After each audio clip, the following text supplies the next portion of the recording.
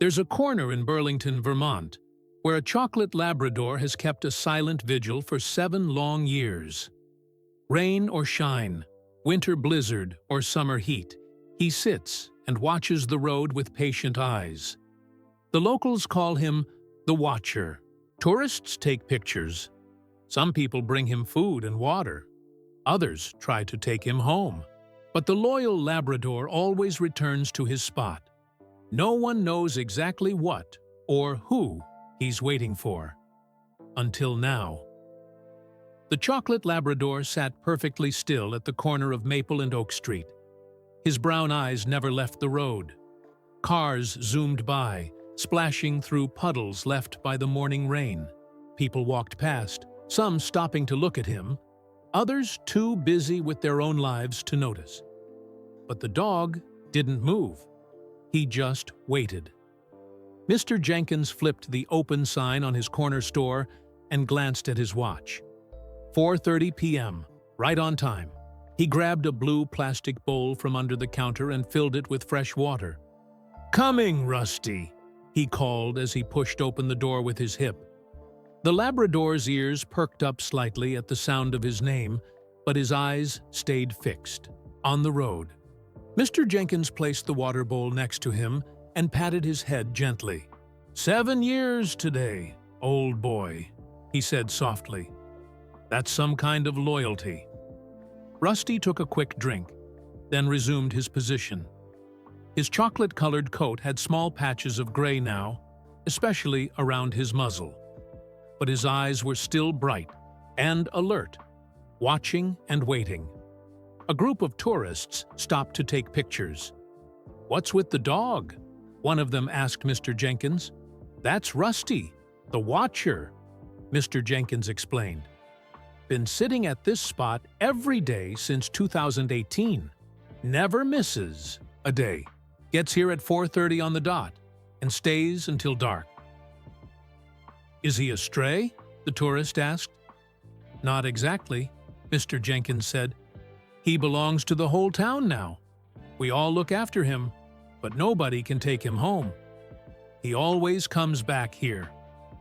"What's he waiting for?" another tourist asked. Mr. Jenkins shrugged. "That's the million-dollar question, isn't it? Some say he's waiting for his owner. Others think he's keeping a promise. All we know is nothing keeps him from this spot. Not rain, not snow, not the worst Vermont blizzards." The tourists took more pictures and walked away, already forgetting about the dog as they looked for a place to eat dinner. But Rusty remained, a living statue at the corner of Maple and Oak. Lily Morgan pressed her face against the car window as her mom drove through the streets of Burlington. Moving to a new town right before 5th grade wasn't her idea of fun. She missed her friends back in Boston and the apartment where she'd lived her whole life. "It's not fair," she mumbled. Her mom sighed. "I know it's hard, sweetie, but my new job pays better, and we've got a house with a yard instead of that tiny apartment. You might even be able to get a pet soon." Lily perked up a little at that. She'd always wanted a dog, but their landlord in Boston didn't allow pets. "What kind of dog can we get?" she asked. "We'll see," her mom said with a smile. "Let's get settled first." The car slowed as they approached their new home on Oak Street. That's when Lily first saw him, a brown dog sitting all alone at the corner. "Mom, look at that dog. Is he lost?" Lily asked. Her mom glanced over. "I don't think so. He has a collar. His owner is probably nearby." Lily watched the dog until they turned into their driveway. Something about the way he sat there, so still and patient, made her curious. The next morning, Lily walked to her new school. Her mom had offered to drive her, but Lily wanted to learn the way by herself. When she reached the corner of Maple and Oak, she saw the same brown dog sitting in the exact same spot. Lily stopped. The dog wasn't there because his owner was shopping, or something. He was just waiting. She looked around. No one else seemed to think this was strange. She approached slowly. "Hi, doggy," she said softly. The dog, a Labrador she could see now, glanced at her briefly. His tail thumped once against the sidewalk, but then his eyes returned to the road. Lily stood there for a moment, unsure what to do. She was going to be late for school if she didn't hurry, but something about the dog's sad eyes made her pause. "I'll come back later," she promised, then continued on her way. After school, Lily hurried back to the corner. The Labrador was still there, in the same position. An old woman was placing a small paper plate with some meat scraps next to him. "Excuse me," Lily said. "Is that your dog?" The woman smiled kindly. "No, dear, that's Rusty. He doesn't belong to anyone. Or maybe he belongs to everyone in town. He's been sitting at this spot for 7 years. 7 years." Lily's eyes widened. "Why?" "No one knows for sure," the woman said. "But Mr. Jenkins over at the corner store knows more about him than anyone. You can ask him." Lily thanked the woman and walked over to the store. A bell jingled as she opened the door. Mr. Jenkins looked up from behind the counter. "Hello there. You must be new in town." "I'm Lily," she said. "I just saw Rusty outside. The lady said he's been waiting here for 7 years?" Mr. Jenkins nodded. "That's right. Started in 2018. Never missed a day?" "But why?" Lily asked. "What's he waiting for?" Mr. Jenkins came around the counter. "That's what everyone wants to know. Some say he's waiting for his owner who never came back. Others think he saw something happen at that corner and can't leave until it's made right." "That's so sad," Lily said, looking out the window at Rusty. "It is," Mr. Jenkins agreed. "But there's something special about that kind of loyalty, don't you think? People come from all over to see him. Some cry when they hear the story. He's even been on the local news a few times." "Has anyone tried to adopt him?" Lily asked. "Oh, many times," Mr. Jenkins said. "But he always comes back here. The whole town feeds him now. The vet checks on him for free. In winter, we built him a shelter right where he sits, but he only uses it during the worst storms." Lily thanked Mr. Jenkins and went back outside. She walked over to Rusty and sat down on the curb next to him.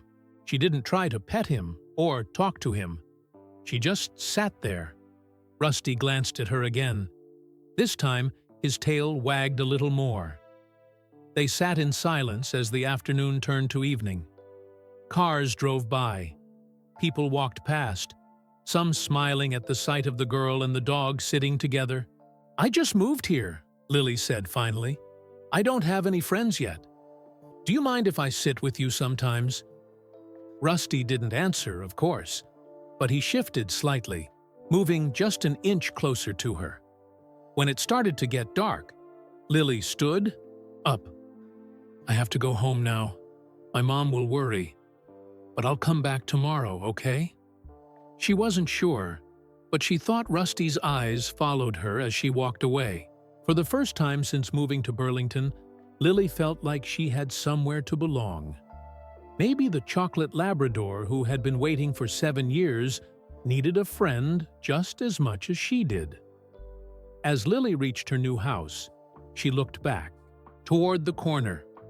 Even in the growing darkness, she could see Rusty's shape, still watching, still waiting.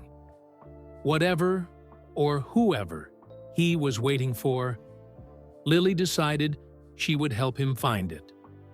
Because nobody should have to wait alone. This thought stayed with Lily as she got ready for school the next morning. She packed an extra sandwich in her lunchbox and put a small dog treat she'd bought at Mr. Jenkins's store in her pocket. "You're in a good mood today," her mom said as Lily wolfed down her breakfast. "I made a friend," Lily replied. Her mom looked surprised. "Already? That's wonderful. Who is it?" Lily hesitated. Would her mom understand about Rusty? His name is Rusty. He's really quiet, but nice. Maybe you can invite him over sometime, her mom suggested. Maybe, Lily said, hiding a smile. I've got to go, or I'll be late. She raced out the door and headed straight for the corner of Maple and Oak. Sure enough, Rusty was there, sitting in his usual spot. Lily's heart lifted at the sight of him. "Morning, Rusty," she called. The Labrador's tail thumped against the sidewalk when he saw her. Lily sat down beside him and offered the treat.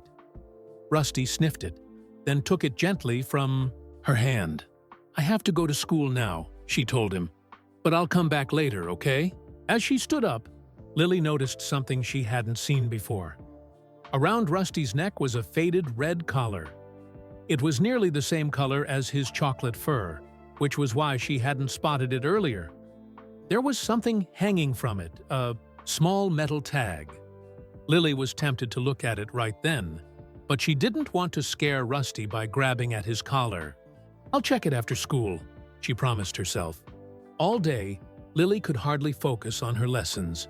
Her new teacher, Ms. Winters, had to call her name twice during math class. "Sorry," Lily mumbled as the other kids giggled.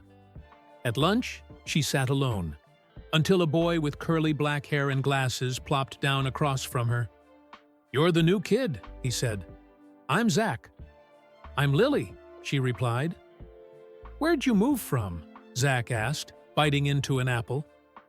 "Boston," Lily said. "Cool," Zach nodded. "My dad says Boston's wicked awesome. He went to college there." "What does your dad do now?" Lily asked. "He works for the Burlington Daily News. He's a reporter," Zach said proudly. "He gets to write about everything that happens in town." Lily perked up. "Everything? Does he know about Rusty?" "The waiting dog?" Zach asked. "Yeah, everyone knows about him. My dad wrote an article about him last year for the anniversary. It was 6 years then." "Do you know why he waits there?" Lily asked eagerly. Zach shook his head. "No one does. It's like the town mystery. Some people think his owner died there. Others think he's guarding something. My grandma says he's an angel in disguise, watching over the town."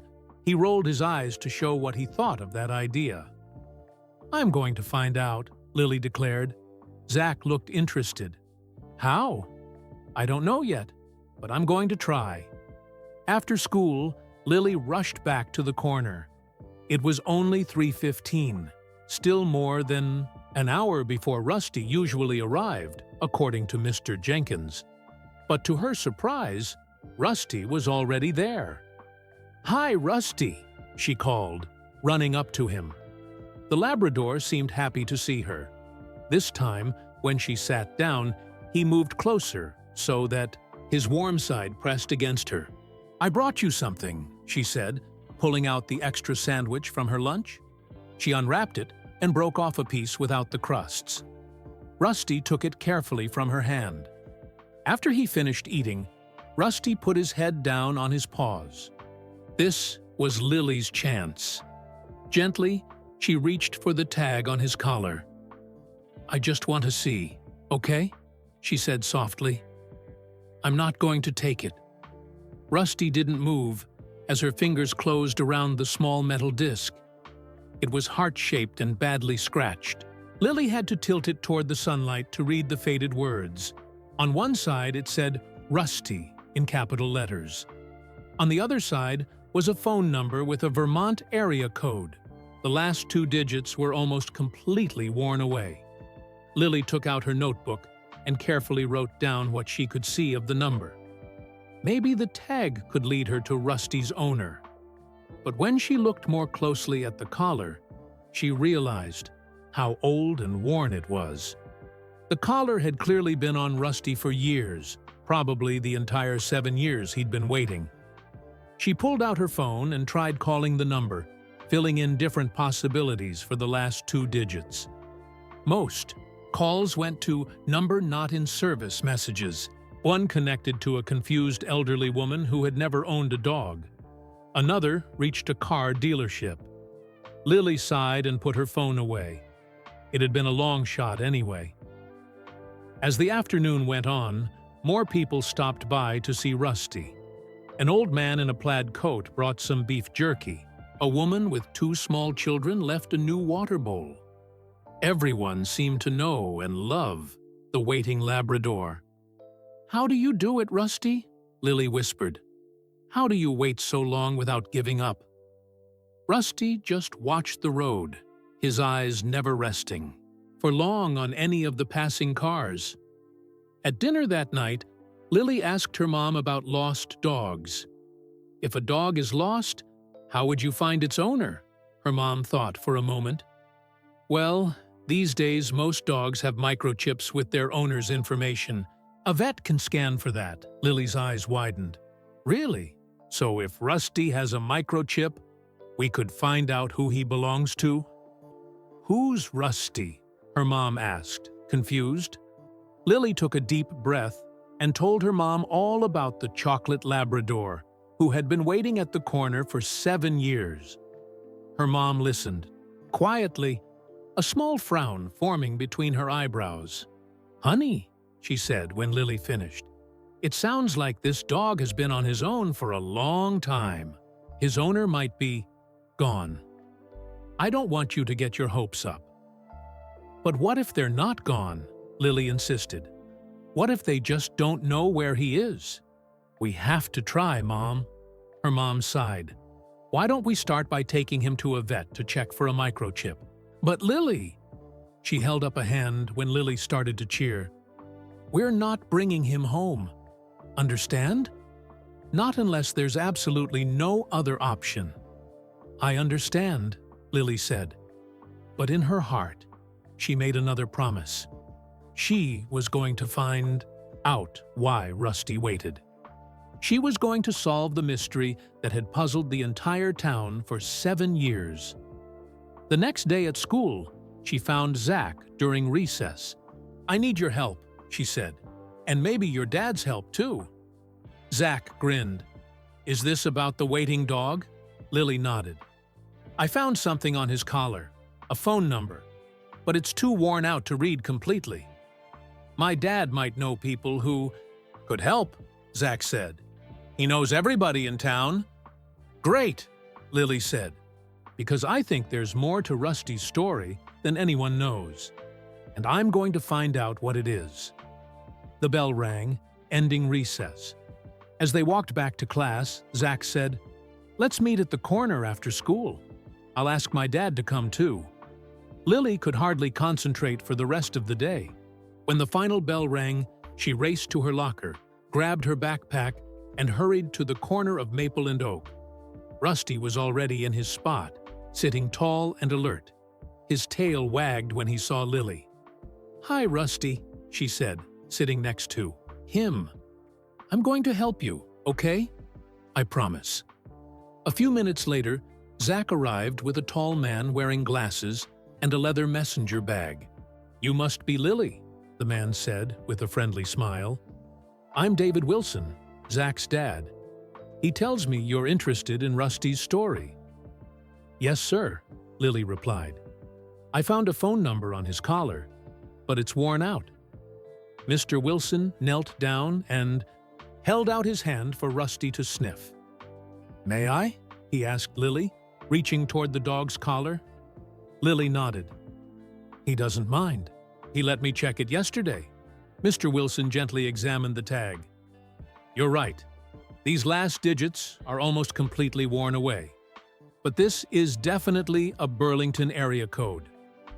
He took out a small notebook and wrote something down. "Do you know anything about Rusty?" Lily asked hopefully. "I wrote an article about him last year," Mr. Wilson said, "but I couldn't find out much. Most people say he just showed up one day and never left. No one knew where he came from." "Someone has to know something," Lily insisted. Mr. Wilson nodded thoughtfully. "You know, you're right. There must be someone in town who remembers when Rusty first appeared." Why don't we ask around? I already asked Mr. Jenkins, Lily said. He just knows Rusty started waiting in 2018. Let's try the other businesses on this corner, Mr. Wilson suggested. People who would have seen him every day. They crossed the street to a small flower shop called Pedal Pushers. A gray-haired woman was arranging roses in the window. Mrs. Peterson, Zach called. Can we ask you about Rusty? The woman looked up and smiled. The waiting dog? What about him? We're trying to find out why he waits at that corner, Lily explained. Do you remember when he first showed up? Mrs. Peterson's smile faded. Oh, yes. Right after that terrible accident. Poor thing. Lily's heart beat faster. What accident? Mrs. Peterson looked uncomfortable. I shouldn't talk about it. It was very sad. She busied herself with the flowers again. Please, Lily said. We're trying to help Rusty. Mrs. Peterson sighed. There was a car accident at that corner. In the winter of 2018. A bad one. That's all I know. The dog showed up a few days later and hasn't left since. She turned away, making it clear the conversation was over. Outside the shop, Lily looked at Mr. Wilson excitedly. A car accident! That must be why he waits there. It's a lead, Mr. Wilson agreed. Let's keep asking around. They tried the bakery next door, but the owner was new and didn't know anything about Rusty. The barber across the street remembered someone looking for a chocolate Labrador years ago, but couldn't recall who it was. This is getting us nowhere. Zach complained after an hour of questions. Let's try the animal hospital, Lily suggested. Maybe they know something about Rusty. The Burlington Animal Hospital was a 15-minute walk from the corner. When they arrived, a young woman at the front desk greeted them with a smile. How can I help you today? We'd like to speak with someone about a dog named Rusty, Mr. Wilson explained. The chocolate Labrador that waits at the corner of Maple and Oak. Oh, the watcher, the receptionist said. Let me get Dr. Santos. She knows him. A few minutes later, a woman in a white coat appeared. She had dark hair pulled back in a neat bun and kind eyes. I'm Dr. Santos, she said. Mia tells me you're asking about Rusty? Yes, Lily said eagerly. Do you know him? Dr. Santos nodded. He came in once, years ago. A man brought him in after finding him injured. The dog had been hit by a car, but recovered well. When was this? Mr. Wilson asked, his pen poised over his notebook. Early 2018, Dr. Santos replied. February, I think. It was during a big snowstorm. Do you know who owned him? Lily asked. Dr. Santos shook her head. The man who brought him in wasn't the owner.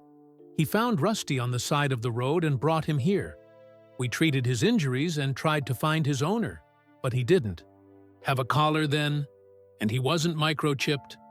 What happened to him after that? Zach asked. The man who found him took him home temporarily, but about a week later, I heard Rusty had run away. Then people started talking about a dog sitting at that corner day after day. Dr. Santos looked thoughtful. I always wondered if he was waiting for his original owner. Could you check your records? Mr. Wilson asked. Maybe there's something that could help us find who he belonged to. Dr. Santos hesitated. I can look, but it was a long time ago and we've updated our system since then. Give me a minute. She disappeared into a back office. When she returned, she looked disappointed. I'm sorry. The records from that time aren't complete. All I have is the date Rusty was brought in and a note that he was found near the intersection of Maple and Oak after an accident. The man who brought him in was named Michael Barrett, but I don't have his contact information anymore. Michael Barrett, Mr. Wilson repeated, writing the name down. That's something. Thank you, Dr. Santos. As they walked back toward the corner, Lily felt both excited and frustrated.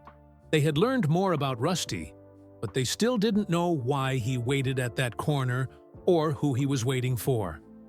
Mrs. Peterson mentioned an accident, Lily said, and Dr. Santos said Rusty was hit by a car in a snowstorm in February 2018. That's not the whole story, Zach said. If he was just hit by a car, why would he go back and wait at the same spot?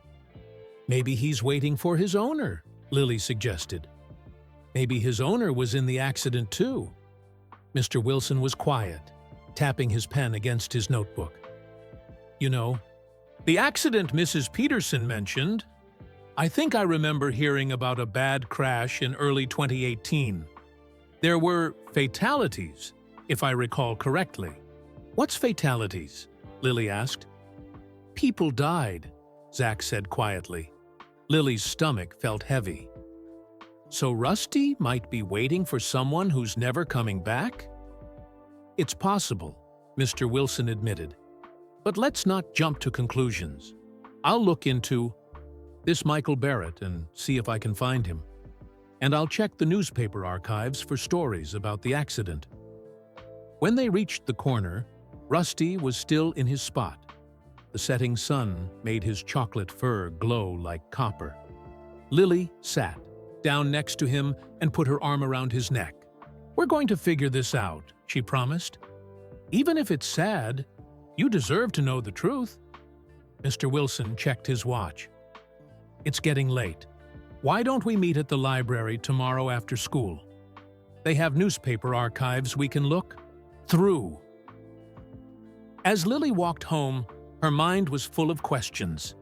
If Rusty's owner had died in the accident, why hadn't anyone adopted him? And if the accident happened in February 2018, why did Rusty start waiting at the corner days later, after he'd been rescued and taken to the vet? Something was missing from the story, and Lily was determined to find it. That night, she dreamed of snow and screeching tires, and a chocolate Labrador howling in the darkness, searching for someone who was lost. In the morning, she told her mom what they'd learned. Mom, I think Rusty is waiting for his owner who died in a car crash. She said over breakfast. Her mom looked sad. That happens sometimes, honey. Dogs are incredibly loyal. There are famous stories of dogs waiting for years after their owners have passed away. But why would he wait at the corner where the accident happened? Lily asked. Wouldn't he wait at home? Her mom didn't have an answer for that. Maybe you'll find out more at the library today. Lily nodded. I hope so. I just want to help him, Mom. Even if it means helping him say goodbye. After school, Lily met Zach on the library steps. Burlington Public Library was an old brick building with tall windows and heavy wooden doors. Zach's dad was already inside, talking to the librarian at the front desk. There you are, Mr. Wilson said when he saw them. Ms. Abernathy is going to help us look through the newspaper archives.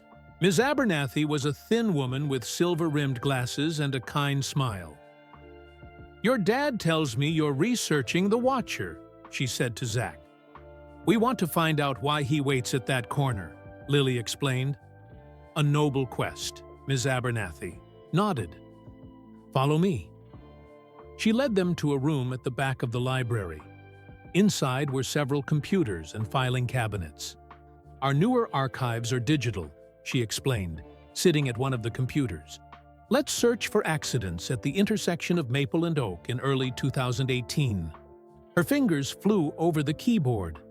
After a few minutes, she said, Here we go. February 17th, 2018. There was a serious accident during the Valentine's Day blizzard. She clicked on a link, and a newspaper article appeared on the screen. Tragic accident claims 3 lives in Valentine's Day. Blizzard, February 17th, 2018. Burlington. VTA family of 3 died. Thursday night, when their vehicle lost control during the severe snowstorm that blanketed Burlington with over 18 inches of snow. Thomas Calloway, 42, His wife, Sarah, 39, and their daughter, Emma, 8, were driving home from a school Valentine's Day event when their car slid off the road at the intersection of Maple and Oak Streets, striking a tree before overturning down an embankment. First responders arrived quickly but were unable to save Thomas and Sarah Calloway. Their daughter Emma was transported to Burlington Medical Center in critical condition. "The roads were treacherous that night," said Police Chief Robert Davis. "We had advised everyone to stay home, but the storm intensified faster than expected." The Callaways had lived in Burlington for 6 years since moving from Portland, Maine. Thomas worked as an engineer at Green Mountain Technologies, while Sarah taught 2nd grade at Burlington Elementary School. A memorial service will be held next week, weather permitting. Beneath the article was a photograph. It showed a family standing in front of a red brick house. A man with glasses had his arm around a smiling woman with curly hair. In front of them stood a little girl with long braids, kneeling next to a chocolate Labrador retriever. Lily's heart skipped a beat. "That's Rusty!" she exclaimed, pointing at the dog in the photo. Zach leaned closer to the screen. "Are you sure? It looks like him, but lots of chocolate labs look similar." "It's him," Lily insisted. "Look at the white spot on his chest. Rusty has the exact same spot." Mr. Wilson studied the photo. "I think Lily's right. That does look like Rusty." Ms. Abernathy adjusted her glasses. "The article says the whole family died in the crash, but that can't be right. I remember this accident. The daughter survived." "Really?" Lily asked, hope rising in her chest. "Yes," Ms. Abernathy nodded. "There was a follow-up article. Let me find it." She searched for a few more minutes, then pulled up another article dated March 3, 2018. Miracle child recovering after tragic accident. Emma Calloway, the 8-year-old girl who survived the Valentine's Day crash that killed her parents, is showing signs of improvement at Burlington Medical Center. Emma suffered severe injuries and hypothermia, but is now in stable condition. "It's a miracle she survived," said Dr. James Patterson. "She was thrown from the vehicle and might have frozen to death if rescue workers hadn't found her quickly."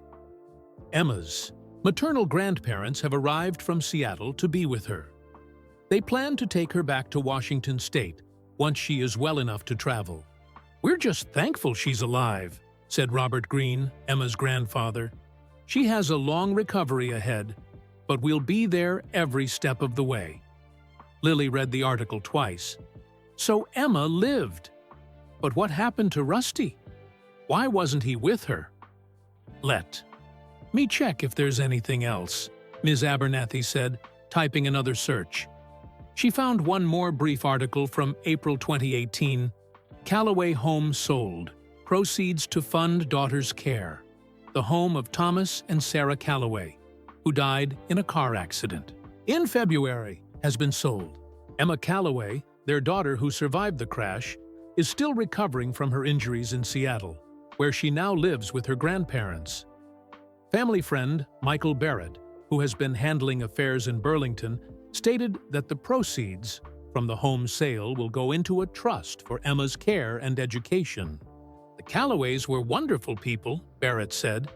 "The whole community misses them, but we're grateful their daughter survived. That's what matters most." "Michael Barrett," Lily exclaimed. "That's the same person Dr. Santos mentioned. He's the one who found Rusty after the accident." "So Rusty belonged to the Calloway family," Zach said. "And after the accident, this Michael Barrett guy took care of him. But then Rusty ran away and started waiting at the corner where the accident happened," Lily added. "He must be waiting for Emma." Mr. Wilson looked thoughtful. "But Emma went to live in Seattle with her grandparents. Rusty doesn't know that." "That's so sad," Lily said quietly. "He's been waiting all this time for someone who's never coming back to that spot." Ms. Abernathy put a gentle hand on Lily's shoulder. "Dogs are remarkable creatures. Their loyalty can be both beautiful and heartbreaking. "We need to find this Michael Barrett person," Mr. Wilson said. "He might know more about what happened to Rusty after the accident." "And maybe he could help us contact Emma's grandparents," Lily suggested. "They should know that Rusty is still waiting for her." "I remember Michael Barrett," Ms. Abernathy said. "He was injured in the same accident, trying to help the Callaways. He used to come to the library often before that, but I haven't seen him in years." "Do you know where he lives?" Zach asked eagerly. Ms. Abernathy shook her head. "No, but he works, or at least he used to work, at the Veterans Rehabilitation Center on Cedar Street." Lily looked at the photo of the Callaway family again. Emma looked so happy with her parents and her dog. Did she even remember Rusty? Did she know he was still waiting for her, 7 years later? "Thank you for your help, Ms. Abernathy," Lily said. "We need to find Mr. Barrett."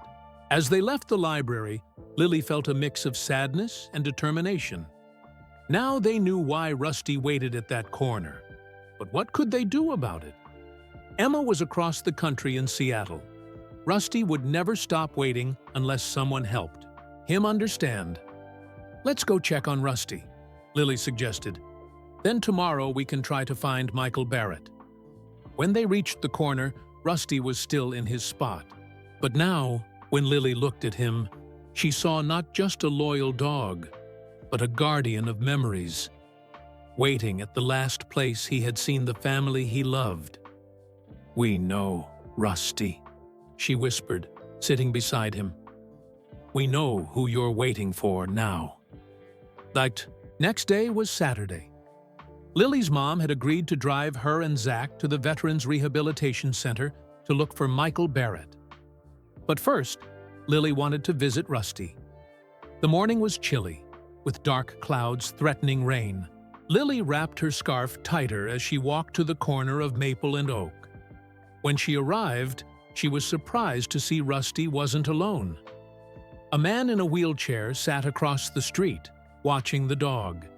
He was maybe in his 40s, with short brown hair and broad shoulders. He wore a dark blue coat, and a blanket covered his legs. He didn't seem to notice Lily as she approached Rusty.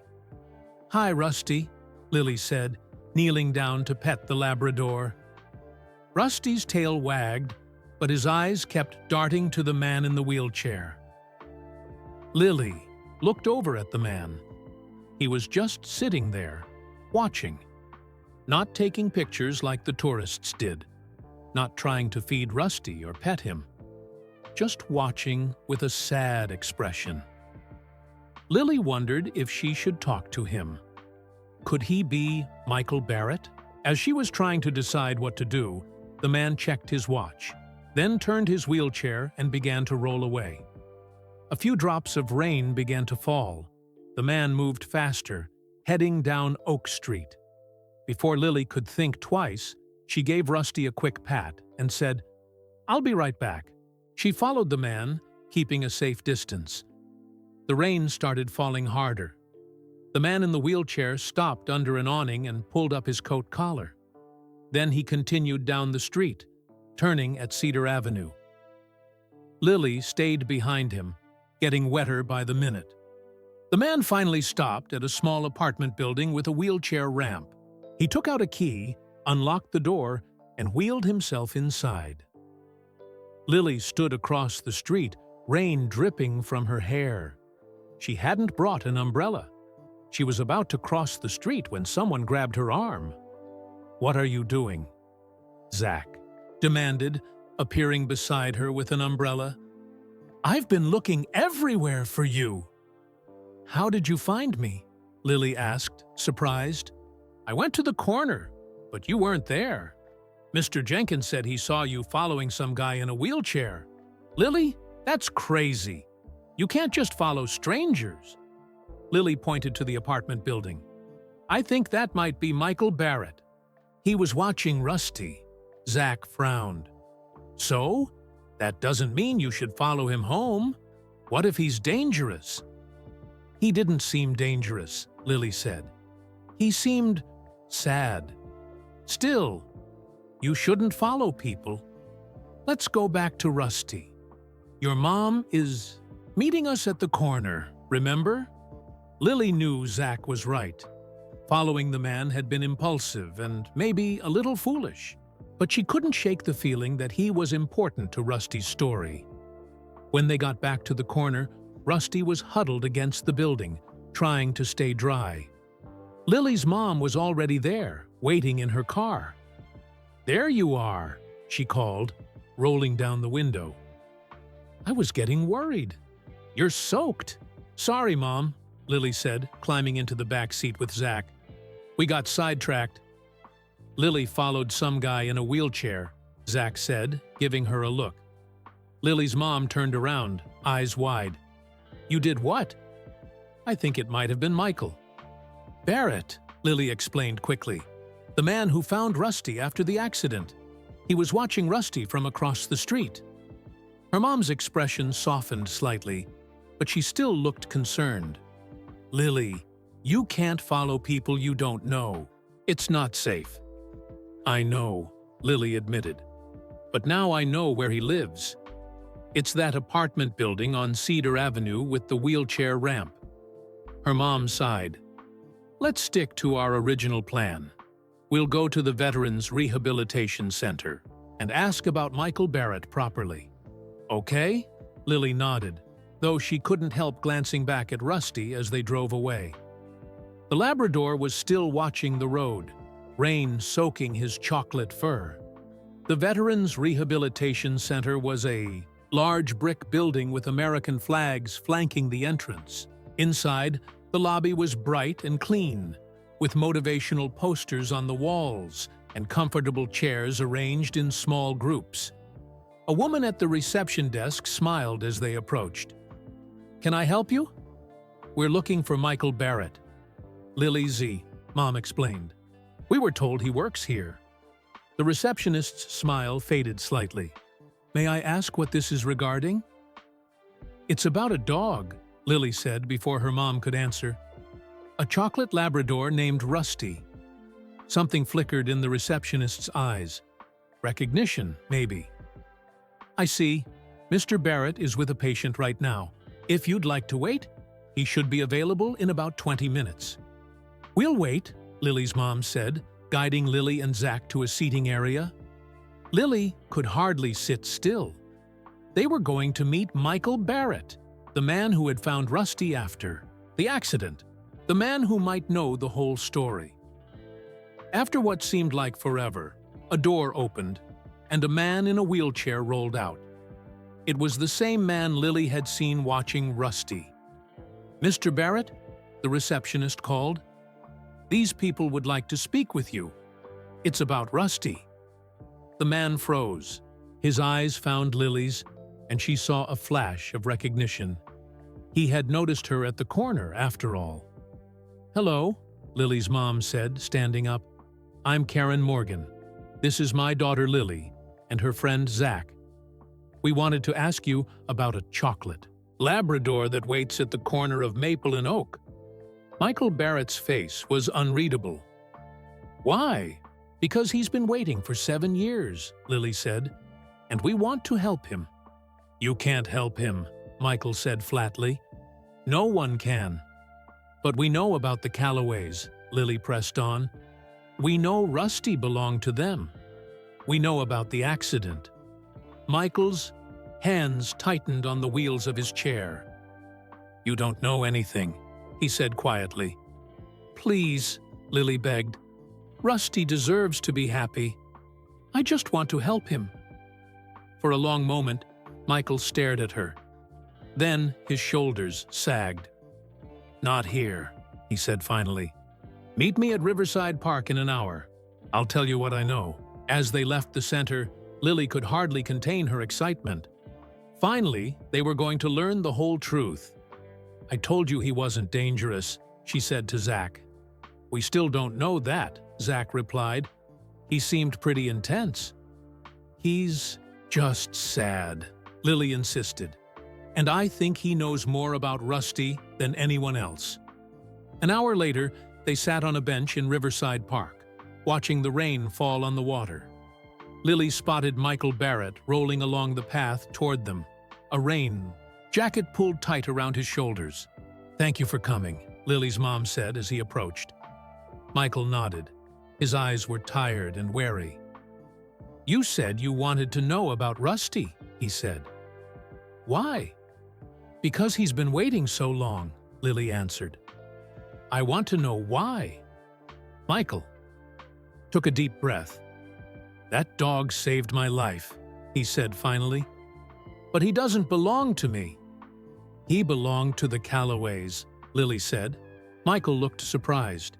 "You really have done your research." "We found newspaper articles about the accident," Zach explained, "and a photo of the family with Rusty." Michael nodded slowly. "Yes, Rusty was their dog, but that's not the whole story." "Will you tell us?" Lily asked. "Please?" Michael stared out at the river for a long moment. Then he turned back to them, his eyes filled with a sadness that made Lily's chest hurt. "All right," he said. "I'll tell you everything." He took a deep breath and began. "It was Valentine's Day, 2018. I was driving home from the hospital where I worked as a physical therapist. The snowstorm had gotten really bad, much worse than the weather people had predicted. I should have stayed at the hospital, but I wanted to get home." Michael's voice was quiet, but steady, as if he had told this story many times in his head, but rarely out loud. "I was on Maple Street when I saw headlights in the snow ahead of me. A car had gone off the road at the intersection with Oak. Without thinking, I pulled over and got out to help." He paused, closing his eyes briefly. The car had flipped over and slid down a small embankment. It was the Callaways' car, though I didn't know that then. I could see people inside, and I heard someone crying. Lily's mom put a hand on Lily's shoulder, as if wondering if this story was too much for her daughter to hear. But Lily sat very still, listening. I climbed down to the car. Thomas Callaway, the father, and his wife were both. Michael glanced at Lily. They were already gone, but their daughter, Emma, was still alive, trapped in the back seat.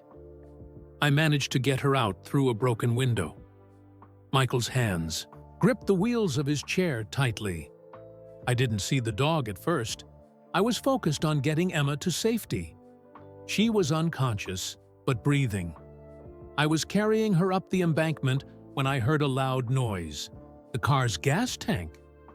He shook his head. There was an explosion. The force threw me and Emma down the hill. I hit my back on a tree. "That's how you were injured?" Lily's mom asked gently. Michael nodded. "My spine was damaged. I couldn't move. My legs." Emma was a few yards away from me, still unconscious. We were well off the road, hidden by snow and trees. My phone was gone. I couldn't reach Emma. It was freezing cold, and the snow was getting deeper. I thought we were going to die there. He looked directly at Lily now. That's when I heard barking. A chocolate Labrador appeared out of nowhere. He must have been thrown from the car, too. But he wasn't badly hurt, just some cuts and bruises. He came to me first, but when I couldn't move, he went to Emma. Michael's voice grew softer. That dog, Rusty, lay down next to Emma. He covered her body with his. He kept her warm while the snow kept falling. I kept yelling for help, but no one could hear me over the storm. But Rusty, he kept barking. For hours, he would bark, and then go back to keeping Emma warm. "How long were you out there?" Zach asked. "Almost 3 hours," Michael replied. Eventually, Rusty's barking caught the attention of a snowplow driver. He couldn't see us, but he heard the dog and called for help. Emergency workers found us thanks to Rusty. They got Emma to the hospital just in time. She had hypothermia and serious injuries, but she survived because that dog kept her warm and helped rescuers find us. "And you?" Lily asked quietly. Michael gestured to his wheelchair. "I survived too, but I never walked again." "What happened to Rusty?" Lily asked, though she already knew part of the answer. "He was injured too. Not as badly as Emma or me, but he needed medical care. I told the paramedics to take him to a vet. After I got out of the hospital a week later, I went to check on him at Burlington Animal Hospital. No one had claimed him, so I took him home with me." Michael looked down at his hands. Emma was still in the hospital, in a coma. Her grandparents came from Seattle to be with her. When she finally woke up, she had brain injuries that affected her memory. She didn't remember much about the accident or even about her life before it. "Did she remember Rusty?" Lily asked. Michael shook his head. She didn't seem to. Her grandparents decided to take her back to Seattle once she was stable enough to travel. They wanted her to have a fresh start, away from the memories of losing her parents. "But what about Rusty?" Zach asked. "Why didn't they take him too?" "They didn't want him," Michael said simply. "They lived in an apartment that didn't allow dogs. And honestly, I think they wanted to protect Emma from anything that might trigger memories of the accident. They were afraid seeing Rusty might traumatize her all over again." "So you kept him?" Lily's mom asked. "I tried," Michael said. "He was a good dog, but about a week after Emma left for Seattle, he ran away. I looked everywhere for him. Then someone told me they'd seen a chocolate lab sitting at the corner of Maple and Oak, the place where the accident happened." Michael's eyes grew distant, and there he was, just sitting there, watching the road. "I tried to bring him home, but he wouldn't come. He would let me feed him, pet him. But whenever I left, he went right back to that corner. It was like he was waiting for something." "For Emma," Lily said softly. "I think so," Michael agreed. "Or maybe for any of the Callaways to come back." That corner was the last place he had seen them. In his mind, if he waited there long enough, maybe they would return. "That's so sad," Lily whispered, tears forming in her eyes. "I've checked on him almost every day for 7 years," Michael continued. "At first, I thought he would give up and move on. Dogs usually do, but not Rusty. He made a promise to himself, I think, to wait for his family, and nothing will make him break that promise." "Have you tried contacting Emma's grandparents?" Lily's mom asked. "To let them know about Rusty?" Michael nodded. "After the first year, I did. I thought maybe Emma had recovered, enough that seeing Rusty wouldn't be traumatic. But they weren't interested. They said Emma was doing well in her new life, and they didn't want to complicate things. But it's been 7 years now," Lily said. "Emma would be 15. Maybe she'd want to know about Rusty." "Maybe," Michael said. "But I don't have any contact with them anymore. They made it pretty clear they wanted to put Burlington in everything about the accident behind them." "So Rusty just waits," Zach said quietly. "Forever." "That's why I go watch him sometimes," Michael said. "I feel like I owe him that much. He saved my life. He saved Emma's life. But no one could save him from his broken heart." Lily wiped away a tear. She thought about Rusty, sitting faithfully at that corner for 7 years, waiting for someone who was never coming back. "It wasn't fair. There has to be something we can do," she said. Michael looked at her curiously. "Like what?" "I don't know. Yet," Lily admitted. "But Rusty deserves to be happy. And Emma deserves to know about the dog who saved her life." For the first time, Michael's expression softened. "You remind me of Emma," he said. "She was determined too." "Will you help us?" Lily asked. "Help us find a way to contact Emma?" Michael hesitated. "I don't want to cause anyone more pain. Emma has been through enough." "But what about Rusty?" Lily pressed. "Hasn't he been through enough too?"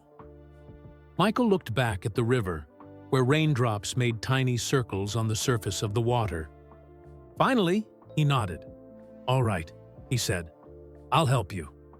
The rain had stopped by the time they left the park.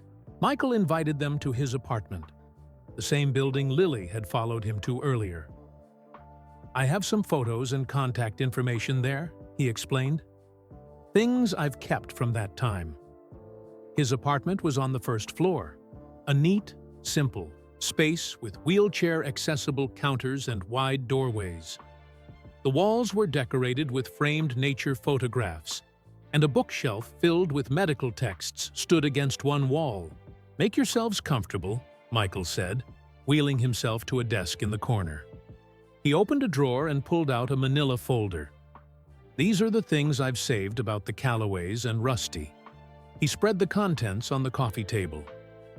There were newspaper clippings about the accident, some of which they had already seen at the library. But there were also photographs that hadn't been in the newspaper. "These are pictures I took of Rusty during the week he stayed with me," Michael explained.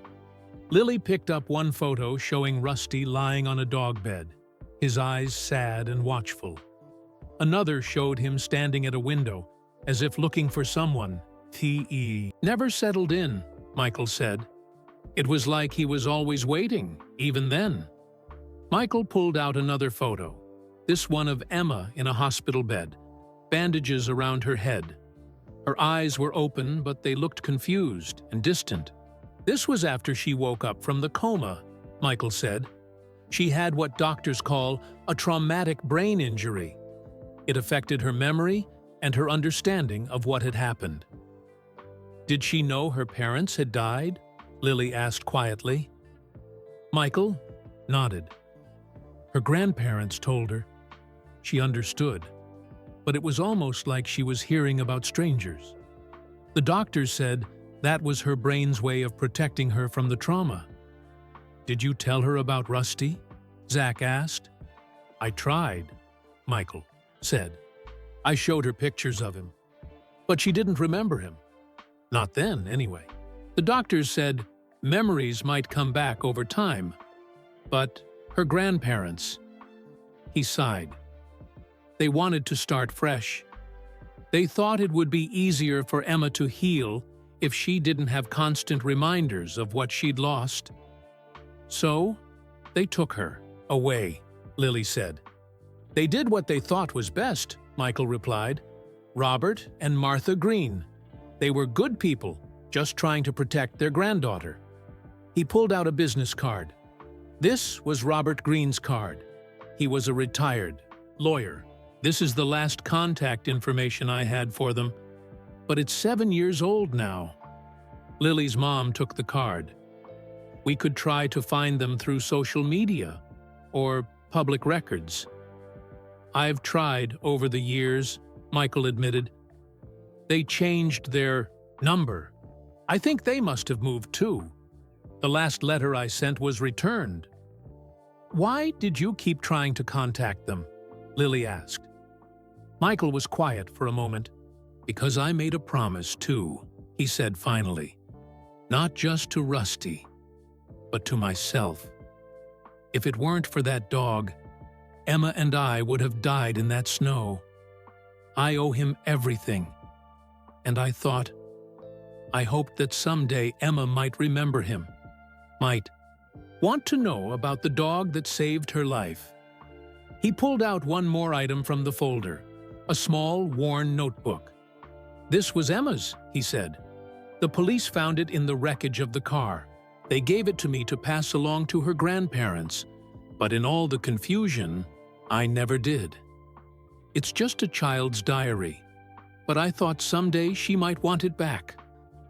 Lily carefully opened the notebook. The pages were filled with a child's handwriting, and drawings. Many entries were about school and friends, but some mentioned Rusty. Rusty learned a new trick today, Lily read aloud. Dad taught him to give high fives with his paw. Mom says he's the smartest dog in Vermont. She turned another page and found a drawing of a chocolate Labrador with a stick in his mouth. The caption read, "Rusty at the lake, my best friend forever." She loved him, Lily said, looking up at Michael. Very much, Michael agreed.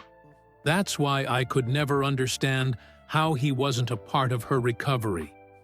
A bond like that? It doesn't just disappear, even with memory loss. Unless her grandparents never told her about him, Zach suggested. Michael looked surprised. What do you mean? Maybe they didn't just avoid the subject, Zach said. Maybe they never told her she had a dog at all. If she couldn't remember, and no one ever mentioned Rusty, how would she know? The room was silent as they considered this possibility. That would be cruel, Lily's mom said finally, to keep that from her. Not if they thought they were protecting her, Michael said slowly. If they believed that knowing about Rusty would only make her miss something else she'd lost. But he's not lost, Lily exclaimed. He's still here, still waiting for her. 7 years is a long time, Michael said gently. Emma's 15 now. She has a new life in Seattle. Even if we found her, would it be right to bring all this back? To remind her of the worst day of her life? It wasn't all bad, Lily argued, pointing to the diary. She had good memories, too. She had Rusty, and he's still waiting for her. Every single day. Lily's mom looked thoughtful. You said Emma had memory problems from her injury. Do the doctors think those are permanent? Michael shook his head. Traumatic brain injuries are complicated. Some memories come back, others don't. Familiar things, sights, sounds, smells, can sometimes trigger memories. That's why I thought seeing Rusty might help her remember. But her grandparents didn't want to take that chance. What if she remembers now? Lily asked. What if she's been wondering about Rusty all these years, but doesn't know how to find him? That's a big what if, Michael said, but his voice had a hint of hope in it. We have to try, Lily insisted. For Rusty and for Emma. They deserve to know what happened to each other. Michael ran a hand through his hair. Even if we wanted to contact her, we don't know how. I've tried finding the Greens over the years, but they're off the grid, at least as far as I can tell. My company specializes in social media marketing, Lily's mom said suddenly. We find targeted audiences all the time. Maybe we could create a post about Rusty, the dog who's been waiting at the same spot for 7 years. If it goes viral, it might reach Emma or someone who knows her. Would that work? Zach asked, eyes wide. It might, Lily's mom said. People love stories about loyal dogs. If enough people share it, especially in the Seattle area, it's worth a try, Michael agreed. But what if it does reach her and she doesn't remember Rusty? Or worse, what if remembering is too painful for her? Then, at least she'll know, Lily said firmly. She'll know there's a dog who loved her so much, he's waited 7 years for her to come back. She deserves to know that, even if she can't remember him. Michael looked at Lily for a long moment. Then his expression softened. You're right, he said. I've been watching Rusty wait for 7 years, telling myself it was kinder to let him be. But maybe I've been waiting too. Waiting for someone brave enough to say what I've been thinking all along. So we'll do it? Lily asked, excitement building in her chest. We'll try to find Emma? Michael nodded. Yes, we'll try to find Emma. Lily jumped up and hugged him, surprising both of them. Thank you. Michael smiled, the first real smile they'd seen from him. Don't thank me yet. Finding her won't be easy. And even if we do, there's no guarantee she'll want to come back to Burlington or see Rusty. But we have to try, Lily insisted. For Rusty, Michael agreed. And for Emma, too. As they left Michael's apartment, Lily couldn't help but feel excited. They had a plan now. They were going to find Emma and tell her about the loyal Labrador who had been waiting for her all these years. She looked at Zach, who was typing something on his phone. "What are you doing?" she asked. "Researching viral dog stories," he replied. "If we're going to make Rusty famous, we should do it right." Lily smiled. For the first time since she'd seen Rusty sitting alone at that corner, she felt real hope. Not just for the dog, but for the girl he had saved and never forgotten. "We're going to find her, Rusty," she whispered to herself. "I promise." The next day was Sunday. Lily's mom spent the morning creating a special social media post about Rusty. She was a professional at this, Lily realized, watching her mom carefully, choose photos and write the perfect words to make people care about Rusty's story. "We need to be careful not to share too many personal details about Emma," her mom explained. "She's a minor, and this is already a sensitive situation. We'll focus on Rusty's loyalty and just mention that he saved a young girl's life in an accident." The final post included a recent photo of Rusty at his corner, along with a picture Michael had provided of Rusty as a younger dog with the Calloway family, their faces blurred to protect their privacy. The text told the story of the loyal Labrador who had waited at the same spot for 7 years after saving a girl's life in a tragic accident. "Now we share it and hope it spreads," Lily's mom said, clicking the post button. "How long will it take?" Lily asked anxiously. Her mom smiled. "It's hard to say. Sometimes these things take off quickly. Other times it takes a while. We should be patient." But patience wasn't easy. Lily checked the post constantly throughout the day. By evening, it had been shared a few hundred times. Good, but not the viral sensation they had hoped for. "Don't worry," her mom assured her. "These things take time." The next morning before school, Lily visited Rusty at his corner. "We're trying to find Emma," she told him, sitting beside him on the curb. "I don't know if it will work, but we're trying." Rusty's tail thumped against the sidewalk as if he understood. At school, Lily couldn't focus on her lessons. During lunch, Zach slid into the seat across from her, his eyes wide with excitement. "Have you seen the numbers?" he asked. Lily shook her head. "I'm not allowed to use my phone at school." "Your mom's post about Rusty?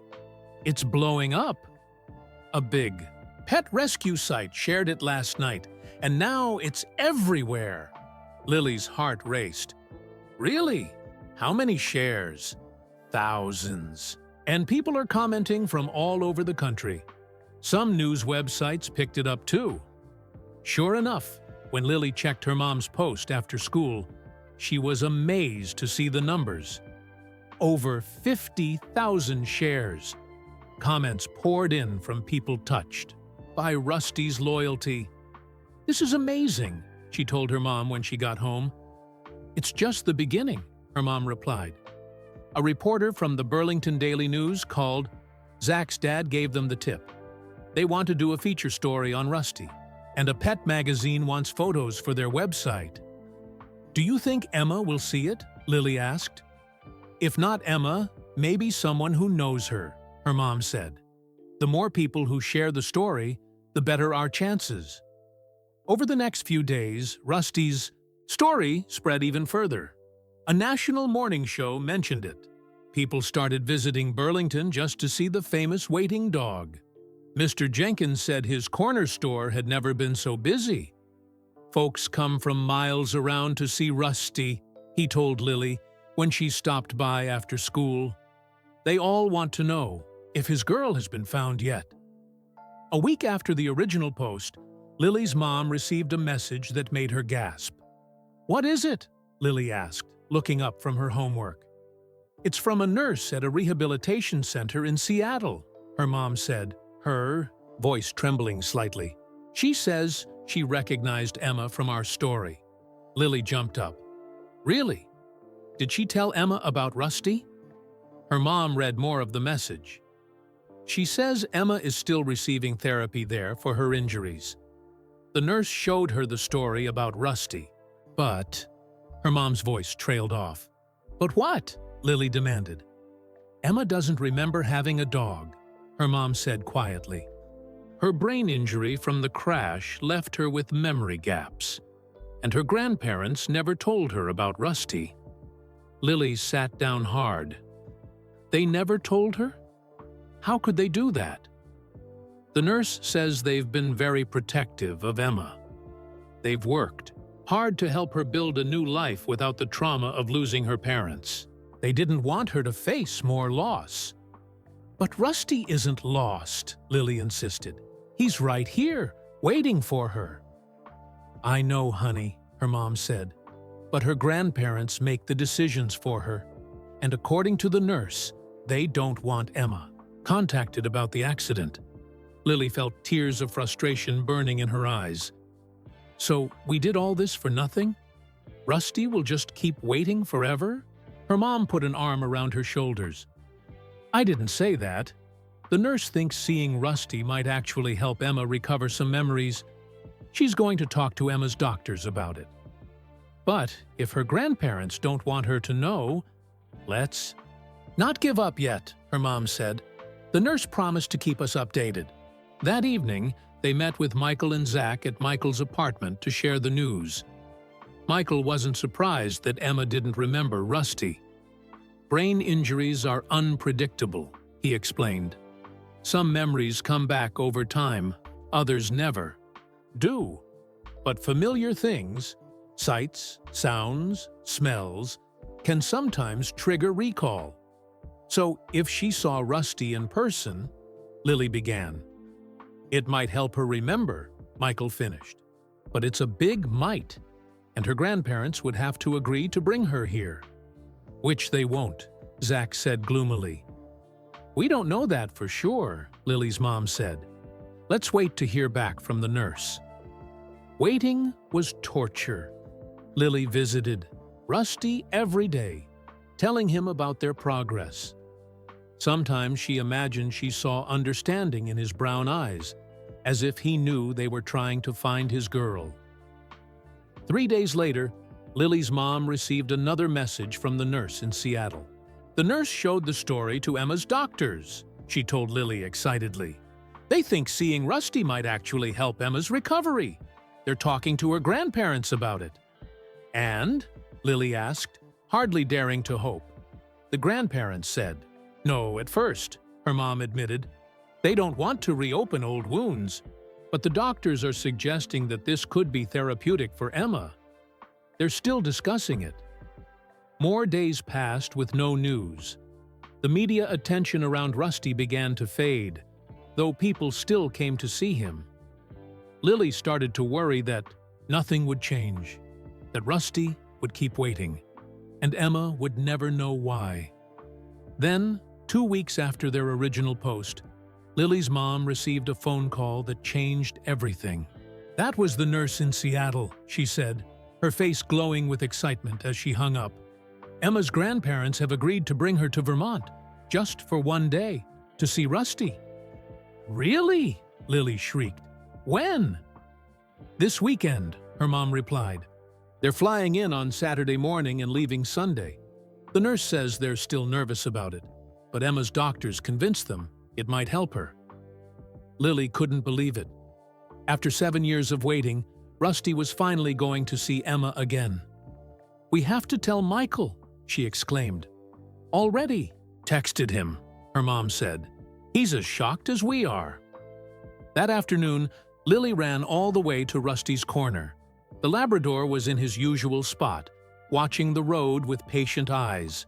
Rusty, Lily called, kneeling beside him. She's coming back. Emma is coming to see you. Rusty looked at her, his tail giving a slow wag. Did he understand? Could he possibly know what she was telling him? Just a few more days, Lily whispered, hugging him. Just a few more days, and your wait will be over. The next morning, Lily woke up earlier than usual. She couldn't sleep. Her mind was too busy thinking about Emma's visit. Would the girl remember Rusty? What would happen when they saw each other? Would Rusty go home with Emma to Seattle? Or would he stay in Burlington? At breakfast, Lily's mom was already making plans. "I've been talking with Michael about the meeting," she said. "We need to be careful about how we handle this. Emma has been through a lot, and her grandparents are still nervous." "What do you mean?" Lily asked, pouring milk on her cereal. "We don't want to overwhelm her," her mom explained. "A big crowd or too much attention might be stressful." The nurse suggested keeping it quiet and private. "But what about the news people? They'll want to be there," Lily pointed out. Her mom nodded. "That's the tricky part. Emma's grandparents don't want media there. They're very protective of her privacy." "So, what are we going to do?" Lily asked. Michael suggested meeting at Riverside Park instead of the corner. "It's quieter there, and we can keep away from the crowds. Just Emma, her grandparents, Michael, us, and, of course, Rusty." "Will Rusty go to the park?" Lily wondered. "He never leaves his corner." "Michael thinks he will if we bring Emma there first. Once Rusty sees her, he might follow her anywhere." Friday school. Lily could hardly focus. She told Zach about the plan during lunch. "Man, I wish I could be there," Zach said. "My dad, too. He wanted to cover the story for the newspaper." "Sorry, but Emma's grandparents don't want reporters there," Lily explained. Zach looked disappointed but nodded. "I get it. It's private. But you have to tell me everything afterward, okay?" "Promise," Lily agreed. After school, Lily and her mom went to meet Michael at his apartment. He seemed both excited and nervous. "I spoke with Robert Green, Emma's grandfather, this morning," he told them. "They're flying in tomorrow and staying at the Maple Leaf Hotel. Emma still doesn't know the full story. They've only told her that they're visiting Vermont to meet a dog that might have been part of her life before the accident." "She doesn't know about the waiting?" Lily asked.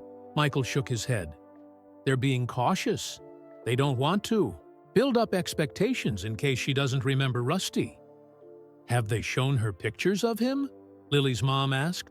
"Just the ones from our social media post," Michael replied. "Emma didn't recognize him, but she was interested. That's partly why they agreed to come. She wanted to."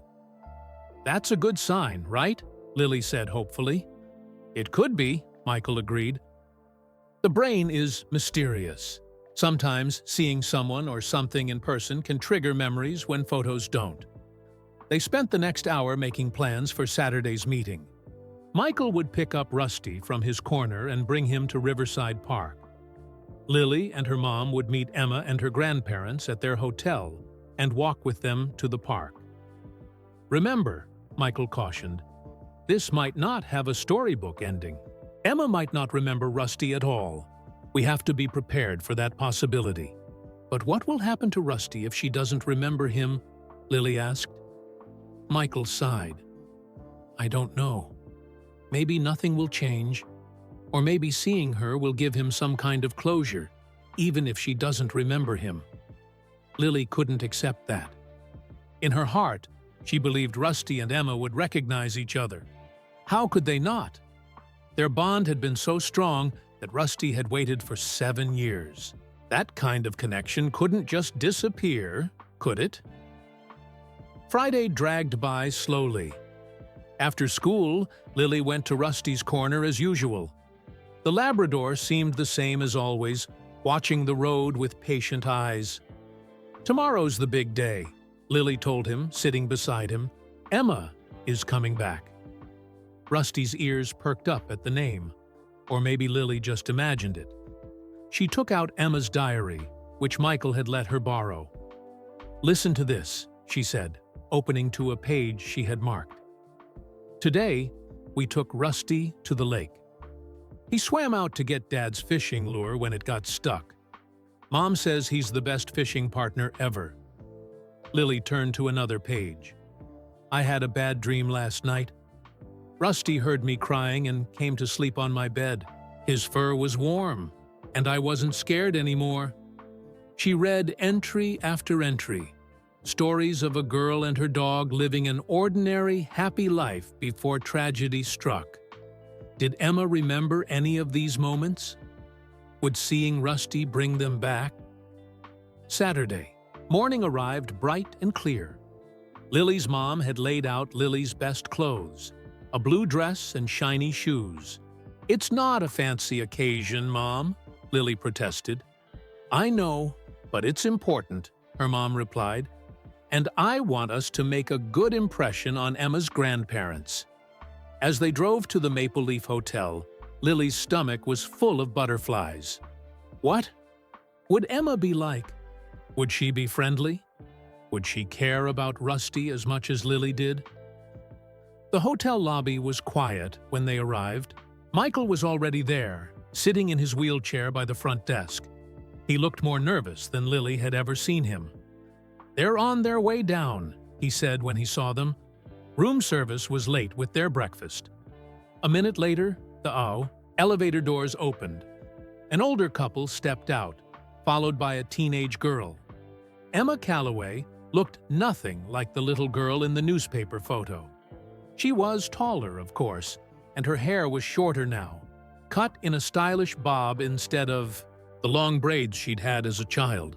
She walked with a slight limp, a reminder of her injuries from the crash. But her eyes were bright and curious as she looked around the lobby. "Mr. Barrett," the older man said, extending his hand to Michael. "It's been a long time." "Mr. Green," Michael replied, shaking his hand. "Thank you for coming. This is Karen Morgan and her daughter Lily. They've been helping me with Rusty." Emma looked at Lily with interest. "You're the girl from the social media post, the one who sits with Rusty?" Lily nodded, suddenly shy. "Yes, he's a really good dog." Emma smiled slightly. "I guess I'll find out soon." As they left the hotel together, Lily couldn't help stealing glances at Emma. This was the girl Rusty had saved, the girl he had waited 7 years to see again. But did she even remember him? "It's not far to the park," Michael said as they walked. "Rusty should already be there with my friend Dave." With each step toward Riverside Park, Lily's heart beat faster. The moment they had all been waiting for was almost here. Rusty's 7-year vigil was about to end, one way or another. "There they are," Lily's mom said, pointing to a bench near the river. A man was sitting there holding a leash, and next to him, looking around nervously at the unfamiliar surroundings, was a chocolate Labrador. "Rusty," Lily whispered. For a moment, everyone stood still. Emma stared at the dog, her expression unreadable. Her grandmother put a protective hand on her shoulder. "We can leave any time you want, sweetheart," she said softly. Emma shook her head. "No, I want to meet him." They walked slowly toward the bench. Rusty was sniffing the air, his ears alert. Then suddenly, he froze. His nose lifted higher, testing the breeze. He turned his head toward their approaching group. Lily held her breath. This was the moment she had been waiting for. Rusty's gaze moved over each of them, then locked onto Emma. The change in him was instant and dramatic. His entire body tensed, then trembled. The man holding his leash looked startled.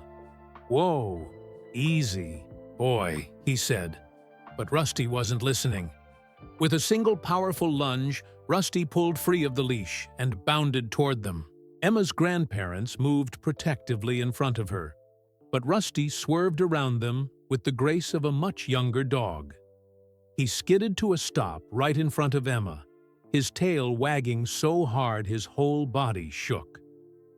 Emma stared down at him, her eyes wide. "Hi there," she said uncertainly. Rusty whined, a high, urgent sound.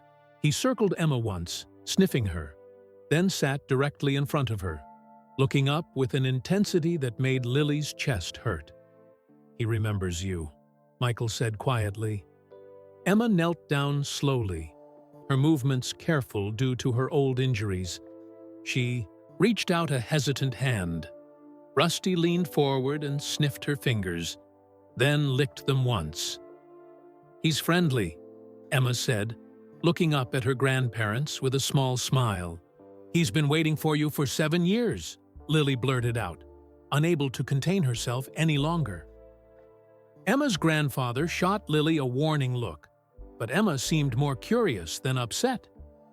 "What do you mean?" she asked. Michael wheeled himself closer. "Rusty has sat at the corner of Maple and Oak, the place where the accident happened, every day since then, waiting for you to come back." Emma looked confused. "But I don't remember him. I don't remember having a dog at all." Her grandmother sighed. "We should have told you, Emma. But we were trying to protect you from more pain." "You knew about him?" Emma asked, her voice rising slightly. "You knew I had a dog, and you never told me?" "You had been through so much already," her grandfather explained. "You'd lost your parents. You were badly hurt. The doctors said your memory might never fully recover. We thought it would be easier if you didn't know about everything you'd lost." Emma looked back at Rusty, who hadn't taken his eyes off her for a second. "So he was my dog? Before the accident?" Michael nodded.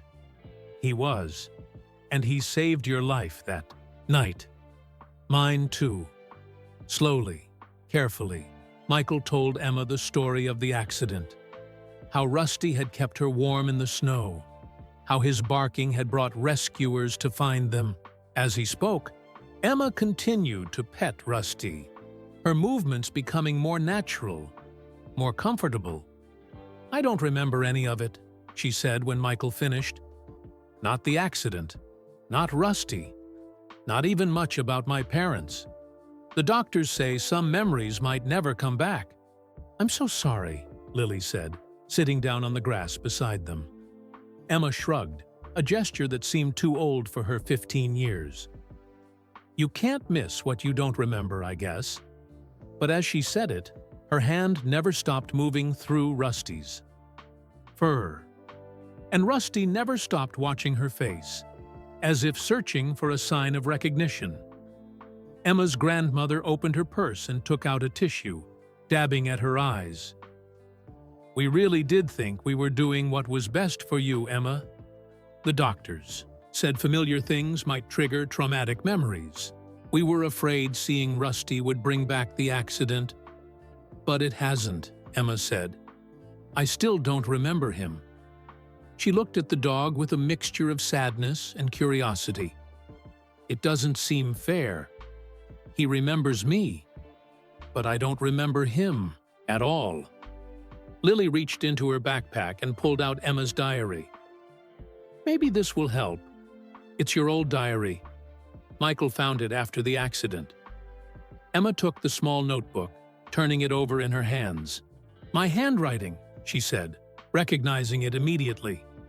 She opened it and began to read, her expression softening. "Rusty did the funniest thing today," she read aloud. "He found Dad's slipper and brought it to him while Dad was watching TV. But when Dad reached for it, Rusty ran away and made Dad chase him all over the house. Mom and I laughed so hard we cried." Emma looked up from the diary, her eyes shining with unshed tears. "They sound like good people. My parents." "They were," Michael said gently. "And Rusty was a good dog. Still is." Emma turned a few more pages, in the diary, reading silently. Then she closed the book and looked at Rusty again.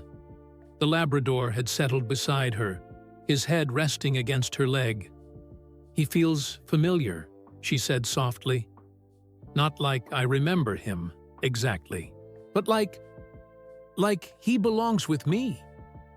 Emma's grandparents exchanged a look that Lily couldn't quite interpret.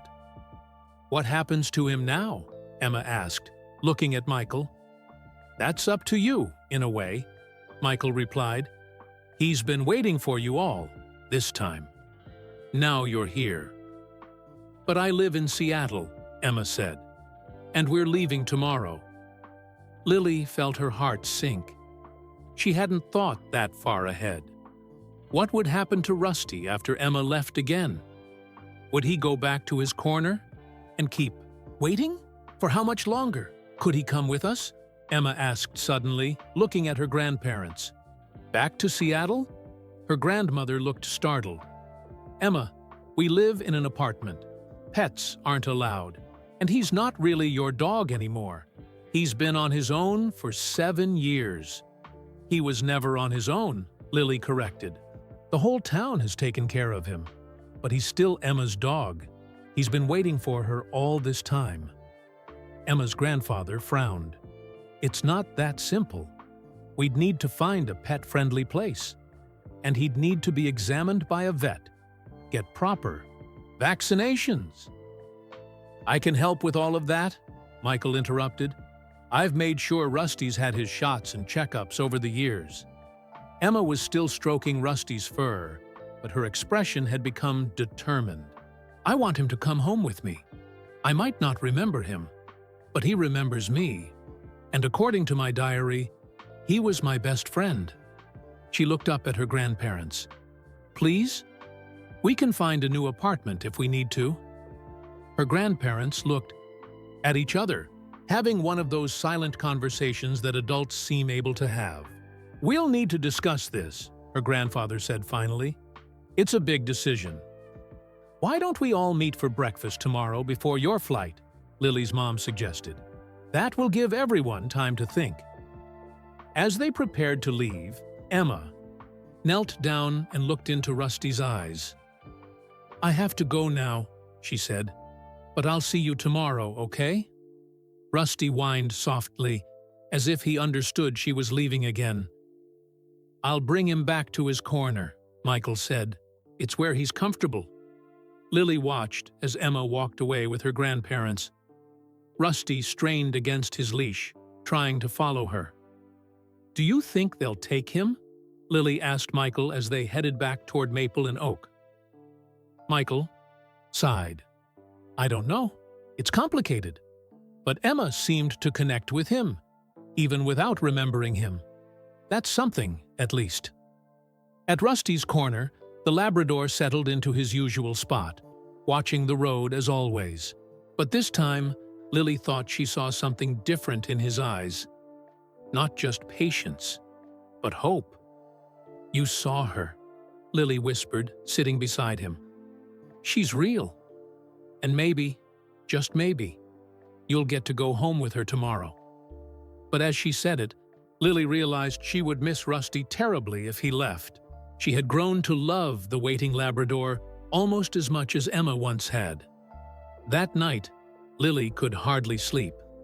She kept thinking about the meeting in the park, the way Rusty had recognized Emma immediately, the way Emma had connected with him even without remembering him.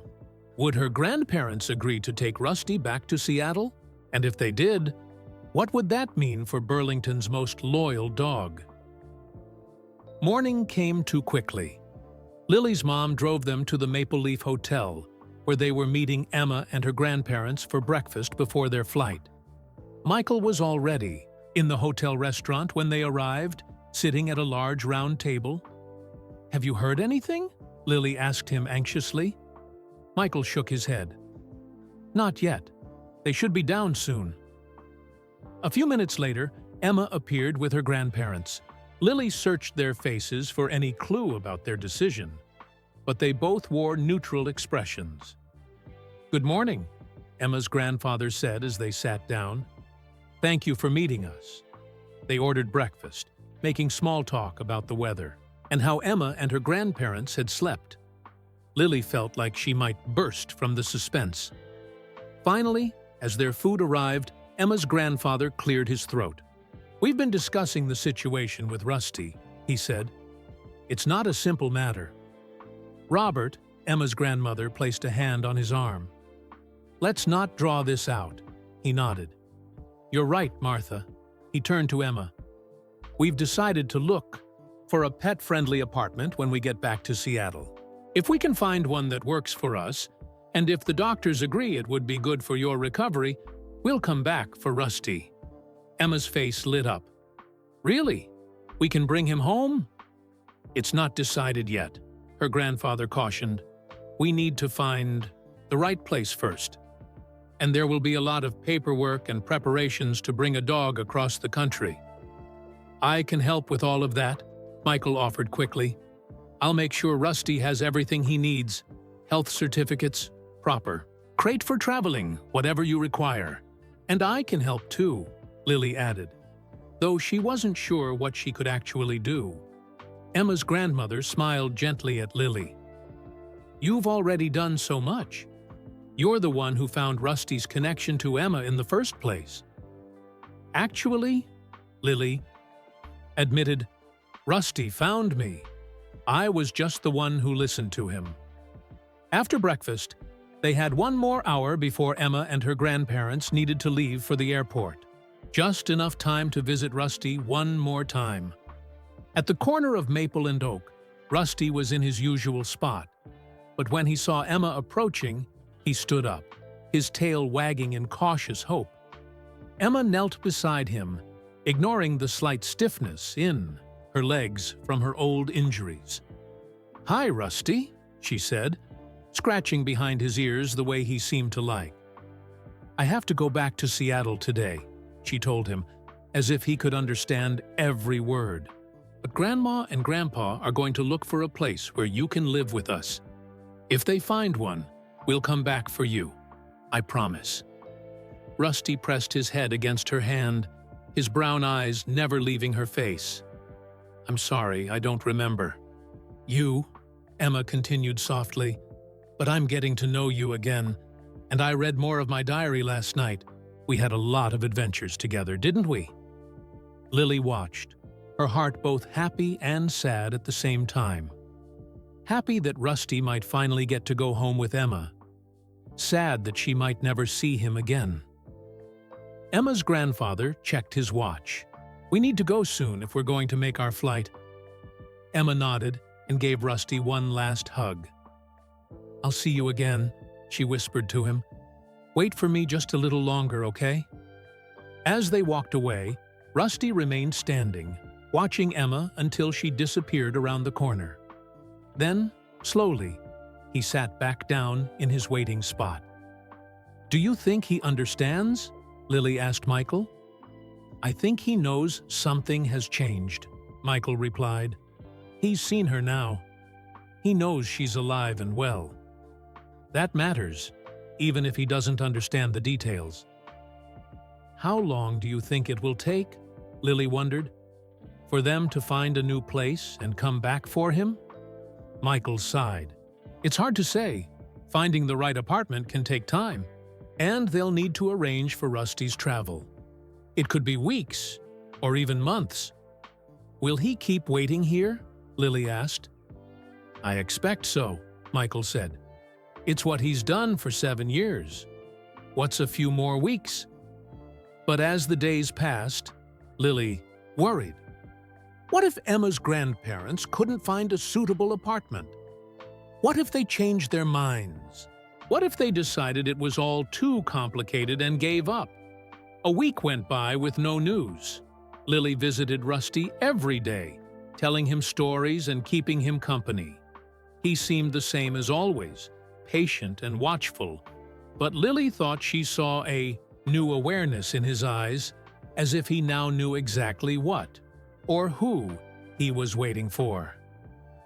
2 weeks after Emma's visit, Lily's mom received an email that made her smile. "It's from Martha Green," she told Lily. "They've found an apartment that allows pets. It's in a quieter neighborhood, close to Emma's rehabilitation center. They're starting the paperwork to move in next month."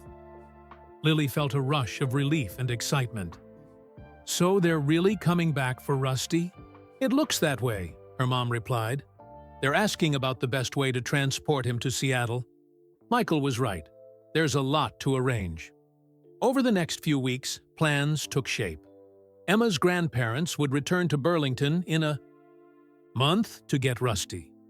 Michael worked with a veterinarian to prepare all the health certificates Rusty would need to fly. Lily's mom researched airline pet policies and helped find the right travel crate. And through it all, Rusty continued his vigil at the corner of Maple and Oak. But now, when people passed by and saw the chocolate Labrador, they didn't just see a sad story of endless waiting. They saw hope. They saw a dog who had waited 7 years and whose wait was finally coming to an end. The story of Rusty the Waiting Labrador spread far beyond Burlington. A national news program did a feature on him. A famous author mentioned him in a speech about loyalty. People sent gifts and treats from all over the country. But Lily knew that none of that mattered to Rusty. All that mattered was that Emma was coming back for him. His 7-year wait was almost over. As the day of Emma's return approached, Lily found herself counting down the hours. She was happy for Rusty, truly. But a small part of her heart ached at the thought of saying goodbye to the loyal Labrador, who had become such an important part of her life. He deserves this happy ending, she told herself firmly. He's waited so long, and so had Emma, even if she didn't know it. The day of Emma's return dawned bright and clear, one of those perfect Vermont spring days that made the whole world seem new. Lily woke up early, too excited to sleep. Today was the day Rusty's waits would finally end. Michael had arranged everything. Emma and her grandparents would arrive at the Burlington airport at 10 a.m. They would come directly to the corner of Maple and Oak, where a small crowd would gather to witness the reunion. A vet would be there to check Rusty one last time before his journey. Their flight back to Seattle was scheduled for the next morning, giving Emma a full day to reconnect with Rusty before the trip. Lily dressed carefully in her favorite blue dress, the same one she'd worn when they first met Emma. Her mom was already in the kitchen, making pancakes shaped like dog bones. "For good luck," she explained with a smile. After breakfast, they drove to the corner. Mr. Jenkins was already there, setting up a small table with coffee and donuts for the gathering crowd. Several of the regular Rusty visitors were there too, including Mrs. Peterson from the flower shop and Dr. Santos from the animal hospital. And of course, Rusty was in his usual spot. Today, though, he wore a new blue collar that Michael had brought him. Attached to it was a shiny tag with his name and Emma's new address in Seattle. Michael arrived a few minutes later, his car packed with all the things Rusty would need for his journey. A travel crate lined with a soft blanket, special food for the trip, favorite toys, and a folder full of documents and certificates. "Nervous?" he asked Lily as they waited. Lily nodded. "A little. What if Rusty doesn't want to go? What if he refuses to leave his spot?"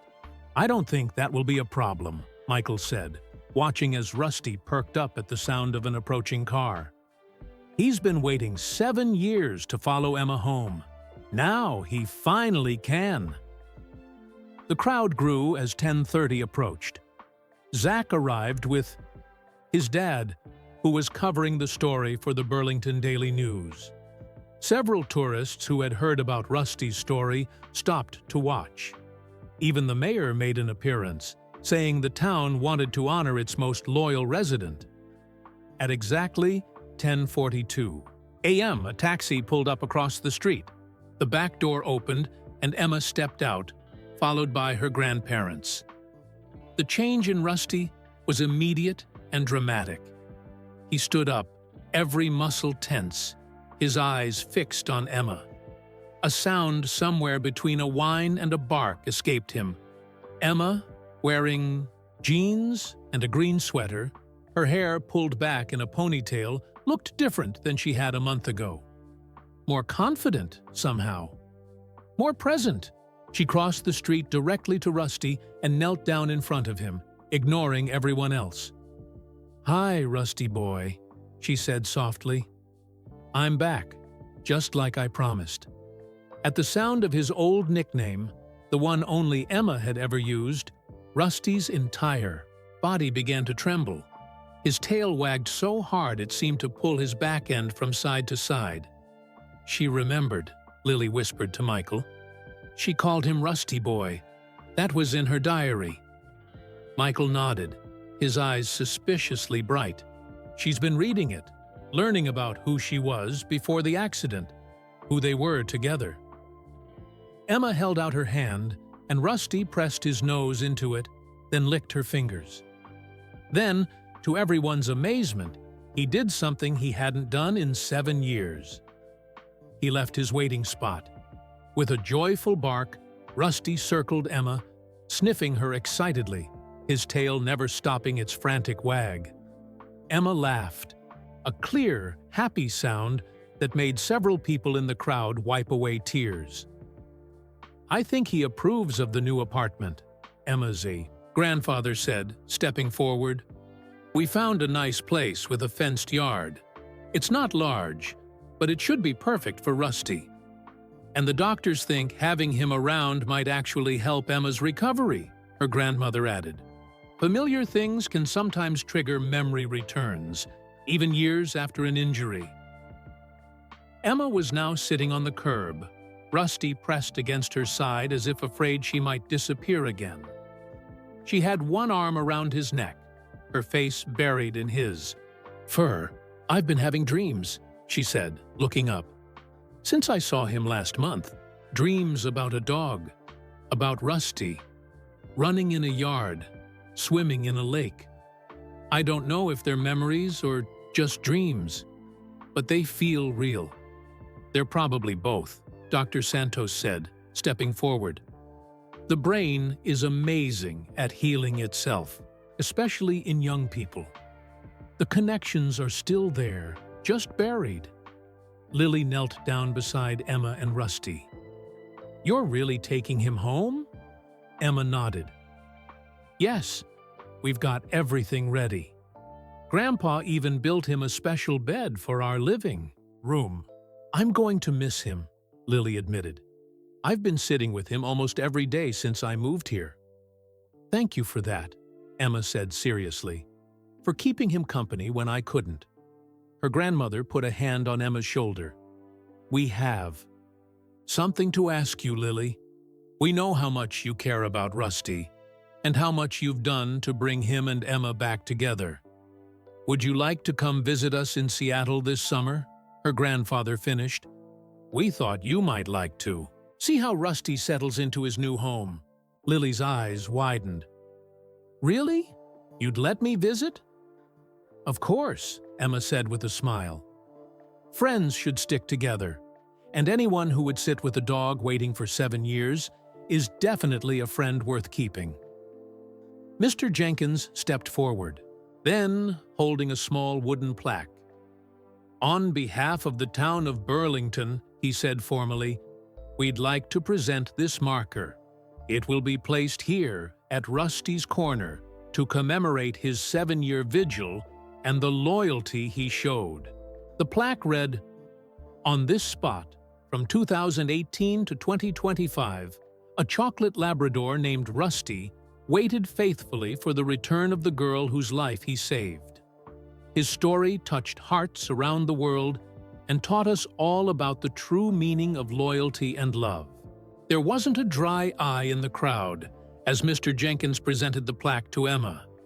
She ran her fingers over the words, then looked up at Rusty, who was still pressed tightly against her side. 7 years, she said softly. "I'm so sorry I made you wait so long." Rusty licked her hand, as if to say it didn't matter now. She was here. That was all that had ever mattered to him. The rest of the day was a celebration. The town had organized a small farewell party for Rusty at Riverside Park. There was a special dog-friendly cake, games for the children, and a photographer from the local newspaper taking pictures. Rusty stayed close to Emma the entire time, his eyes rarely leaving her face. It was as if he couldn't quite believe she was really there, really taking him home at last. Will he be okay on the airplane? Lily asked Dr. Santos as they watched Emma and Rusty playing fetch, a game he remembered instantly, despite the years. He'll be fine, the vet assured her. We've given him a mild sedative to keep him calm during the flight, and he'll be in a special pet area with climate control and supervision. Later, as the party wound down, Lily sat with Emma on a bench by the river. Rusty lay at their feet, exhausted but content. "I've been reading about dogs who wait for their owners," Emma said. "There's a famous one in Japan named Hachiko, who waited at a train station for 9 years after his owner died, and another in Scotland who waited at his owner's grave for 14 years. "Rusty beats them both," Lily said. "He didn't wait at your grave. He helped save your life, then waited at the last place he saw you, believing you'd come back someday." "And he was right," Emma said, looking down at the sleeping Labrador.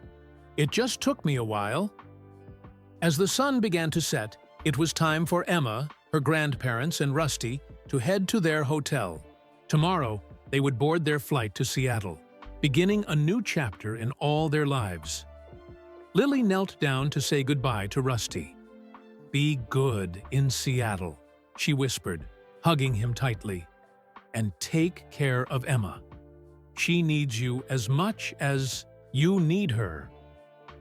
Rusty licked her cheek once, a gesture that felt like a promise. As she watched them drive away, Lily felt a mixture of sadness and joy. The corner of Maple and Oak would be empty tomorrow. No loyal Labrador watching the road with patient eyes. But somewhere in Seattle, a dog and a girl would be together again, healing old wounds and making new memories. "That's what he was waiting for," Michael said, coming to stand beside her. "Not just for Emma to come back to this corner, but for the chance to go home with her, to be with her, wherever she was." Lily nodded, wiping away a tear. "He never gave up hope." "That's the thing about hope," Michael replied, looking at the now empty corner where Rusty had kept his vigil for 7 long years. "Sometimes it takes a while, but it's always worth the wait." As they walked away from the corner for the last time, Lily thought about all she had learned from a chocolate Labrador named Rusty, about patience and loyalty, about love that never gives up, never loses faith, never stops waiting for the ones who matter most. Some people might say Rusty's 7-year wait was sad, but Lily knew better. It wasn't sad at all. It was the most beautiful thing she had ever seen. A promise kept, against all odds, a love strong enough to last through years of separation and silence, strong enough to bring Emma home to Rusty, and Rusty, finally, home to Emma. That night, as Lily drifted off to sleep, she imagined Rusty in his hotel room, curled up beside Emma's bed, no longer waiting, but exactly where he was always meant to be.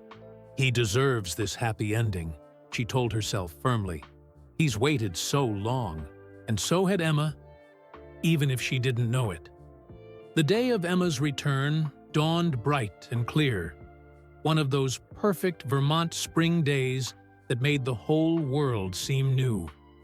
Lily woke up early, too excited to sleep.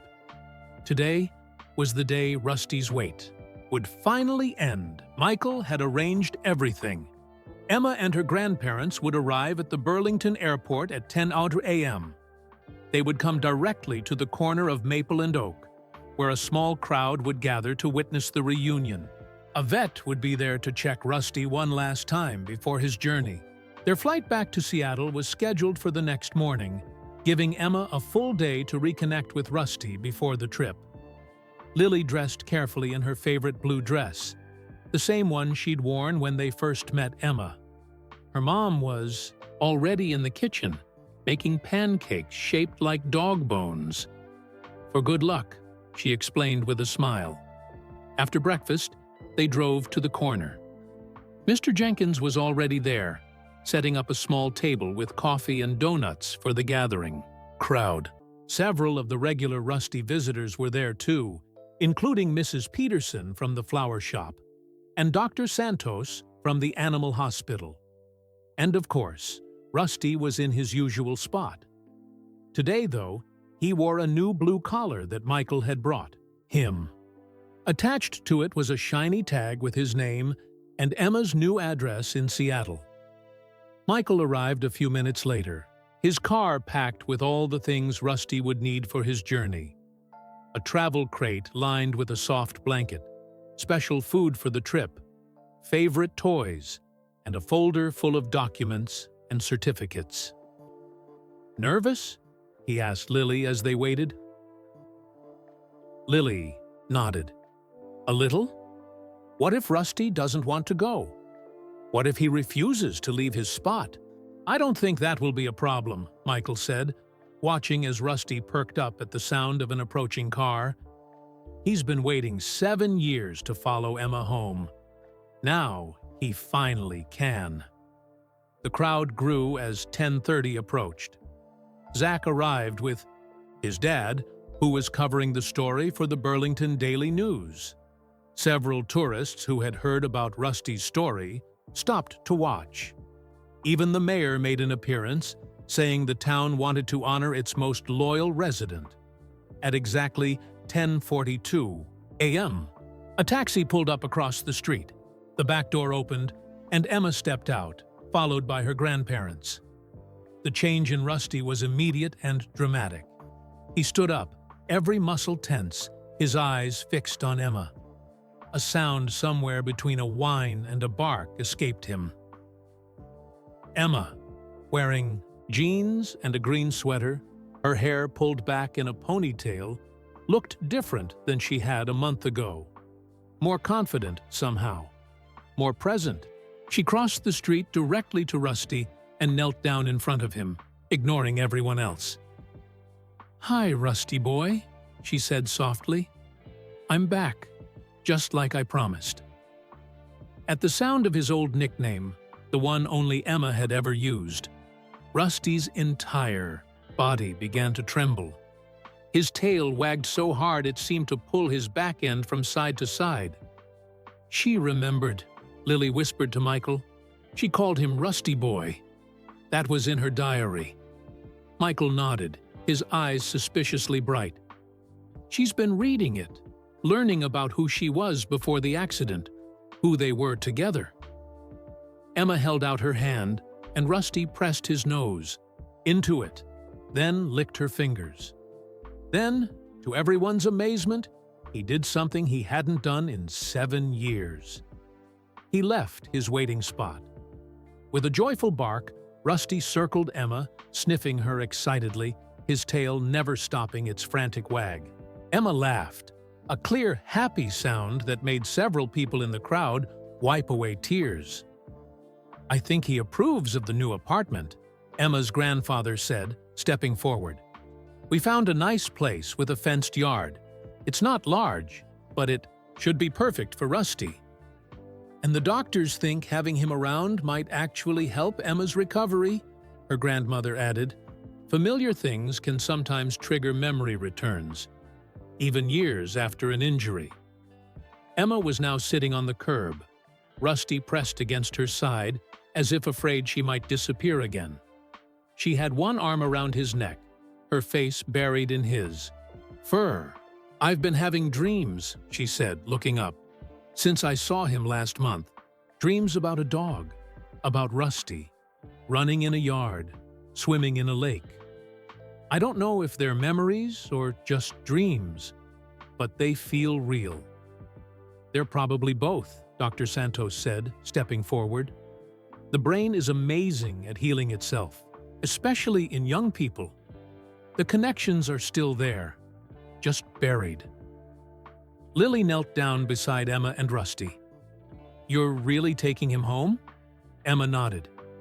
Yes, we've got everything ready. Grandpa even built him a special bed for our living room. I'm going to miss him, Lily admitted. I've been sitting with him almost every day since I moved here. Thank you for that, Emma said seriously, for keeping him company when I couldn't. Her grandmother put a hand on Emma's shoulder.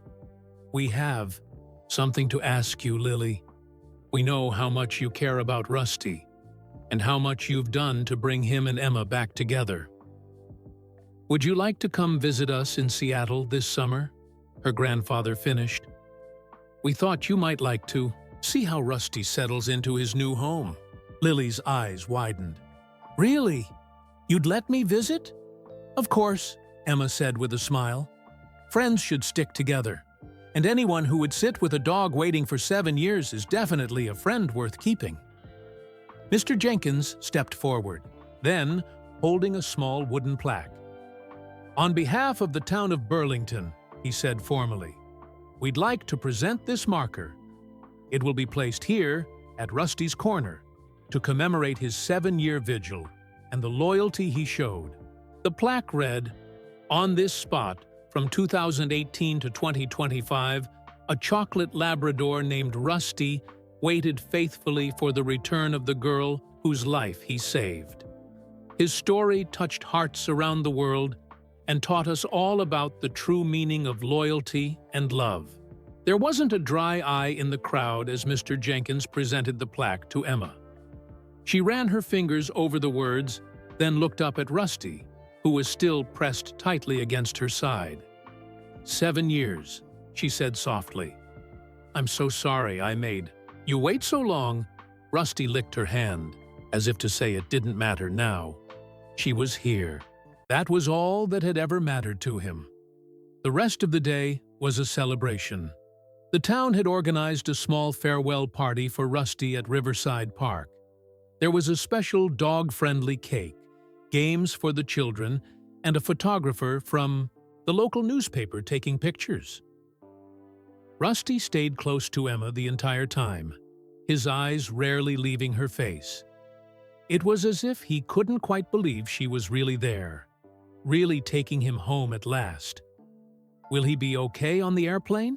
Lily asked Dr. Santos as they watched Emma and Rusty playing fetch, a game he remembered instantly, despite the years. He'll be fine, the vet assured her. We've given him a mild sedative to keep him calm during the flight. And he'll be in a special pet area with climate control and supervision. Later, as the party wound down, Lily sat with Emma on a bench by the river. Rusty lay at their feet, exhausted but content. I've been reading about dogs who wait for their owners, Emma said. There's a famous one in Japan named Hachiko, who waited at a train station for 9 years after his owner died, and another in Scotland who waited at his owner's grave for 14 years. Rusty beats them both, Lily said. He didn't wait at your grave. He helped save your life, then waited at the last place he saw you, believing you'd come back someday. And he was right, Emma said, looking down at the sleeping Labrador. It just took me a while. As the sun began to set, it was time for Emma, her grandparents, and Rusty to head to their hotel.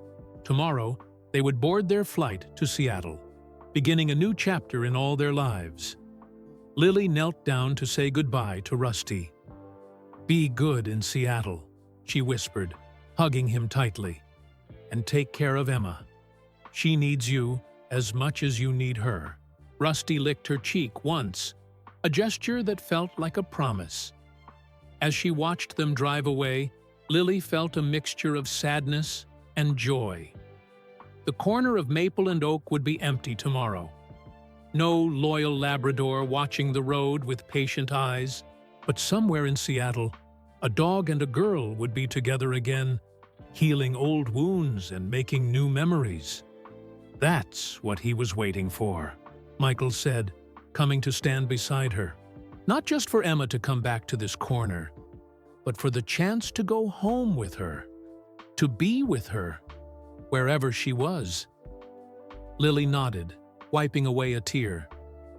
He never gave up hope. That's the thing about hope, Michael replied, looking at the now empty corner where Rusty had kept his vigil for 7 long years. Sometimes it takes a while, but it's always worth the wait. As they walked away from the corner for the last time, Lily thought about all she had learned from a chocolate Labrador named Rusty, about patience and loyalty, about love that never gives up, never loses faith, never stops waiting for the ones who matter most. Some people might say Rusty's 7-year wait was sad. But Lily knew better. It wasn't sad at all. It was the most beautiful thing she had ever seen. A promise kept against all odds. A love strong enough to last through years of separation and silence.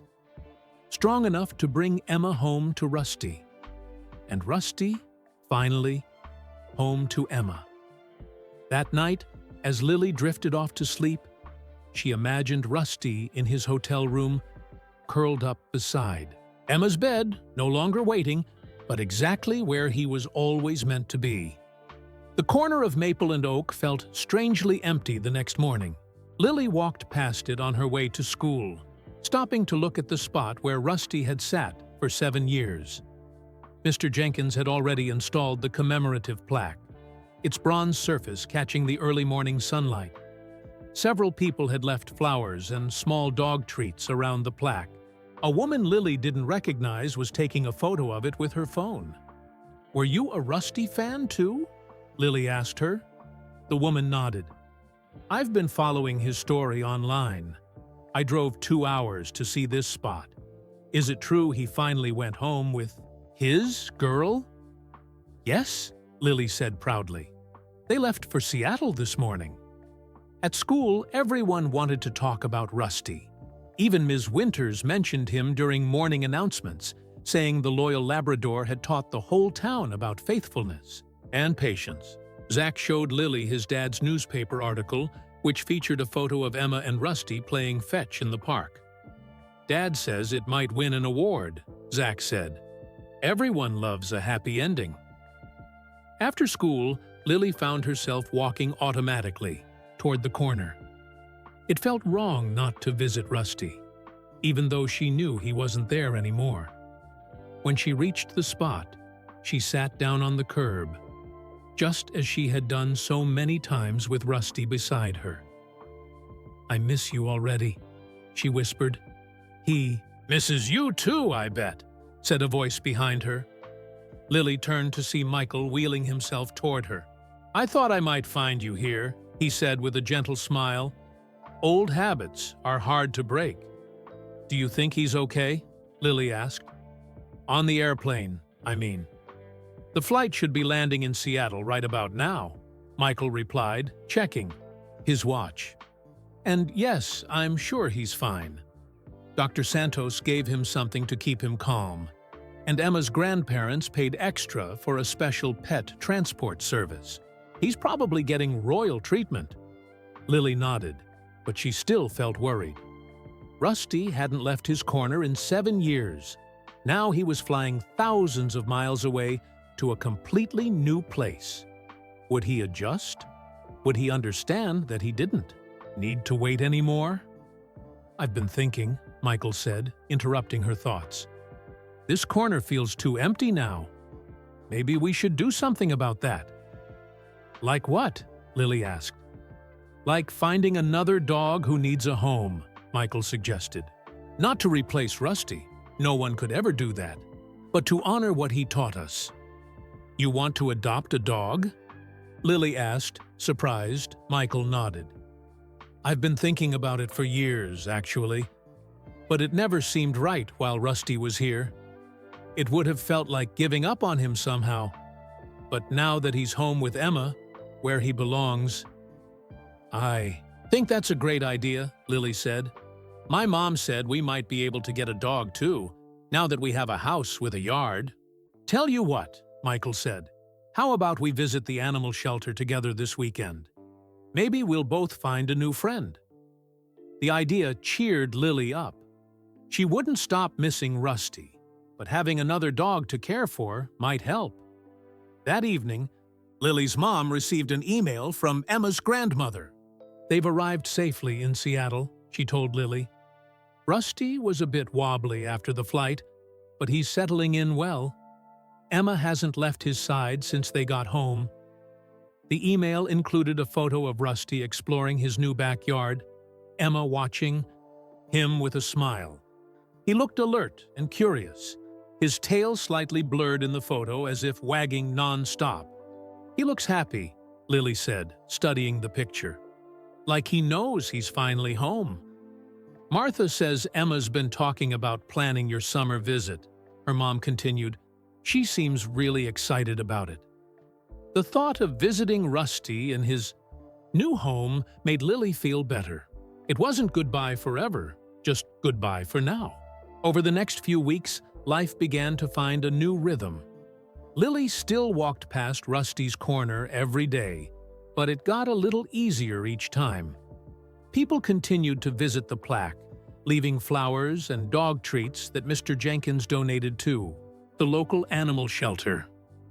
Every few days, Emma's grandmother would send photos and updates. Rusty was adjusting well to Seattle.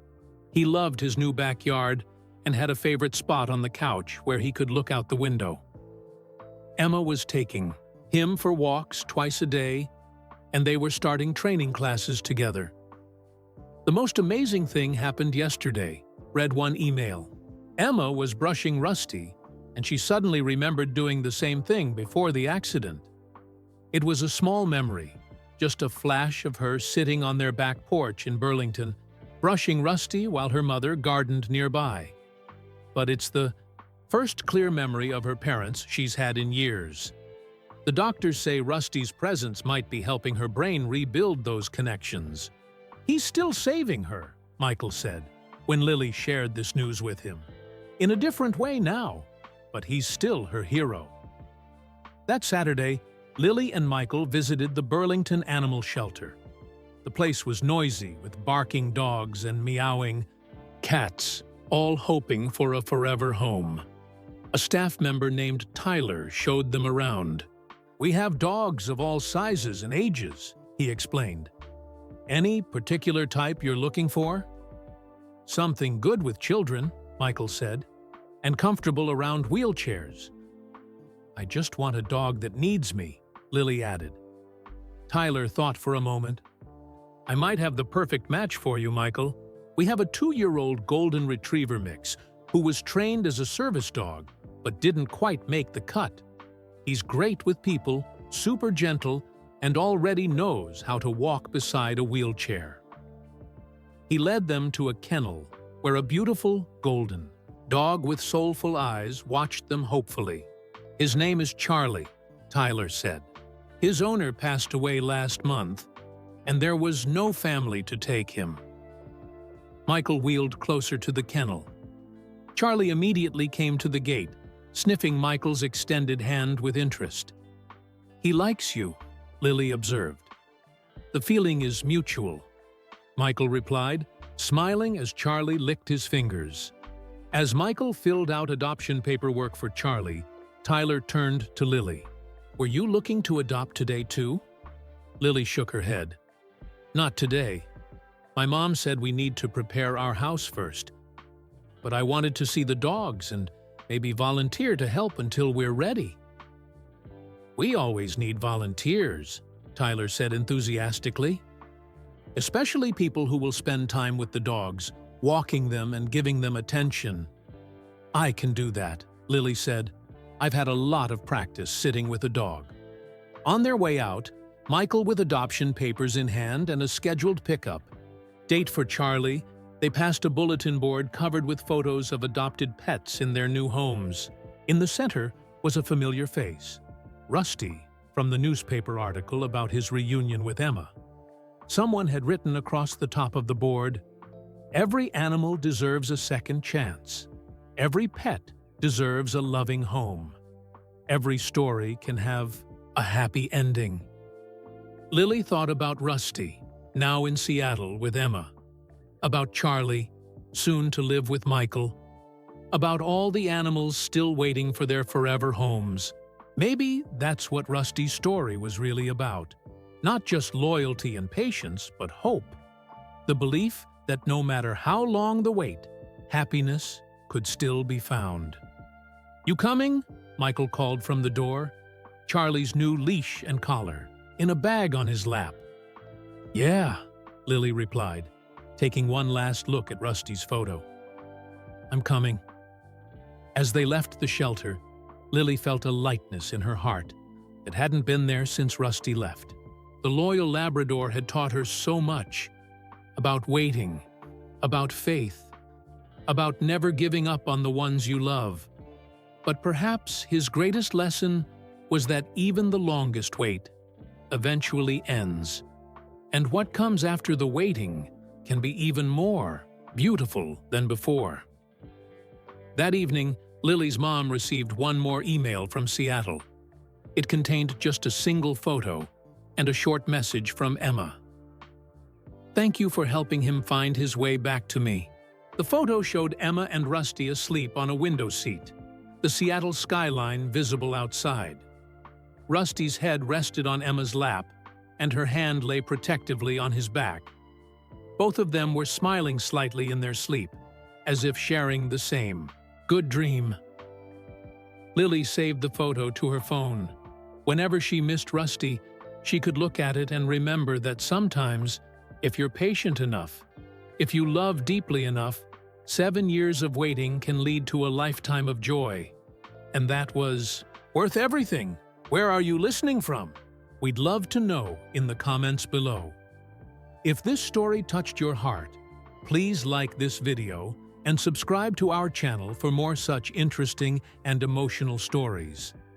We share tales of loyalty, courage, and the incredible bond between humans and animals. Don't forget to share this video with your friends and family to spread kindness and awareness about the amazing capacity for love that our animal companions possess. Rusty's story reminds us that some connections are truly unbreakable, even across time and distance.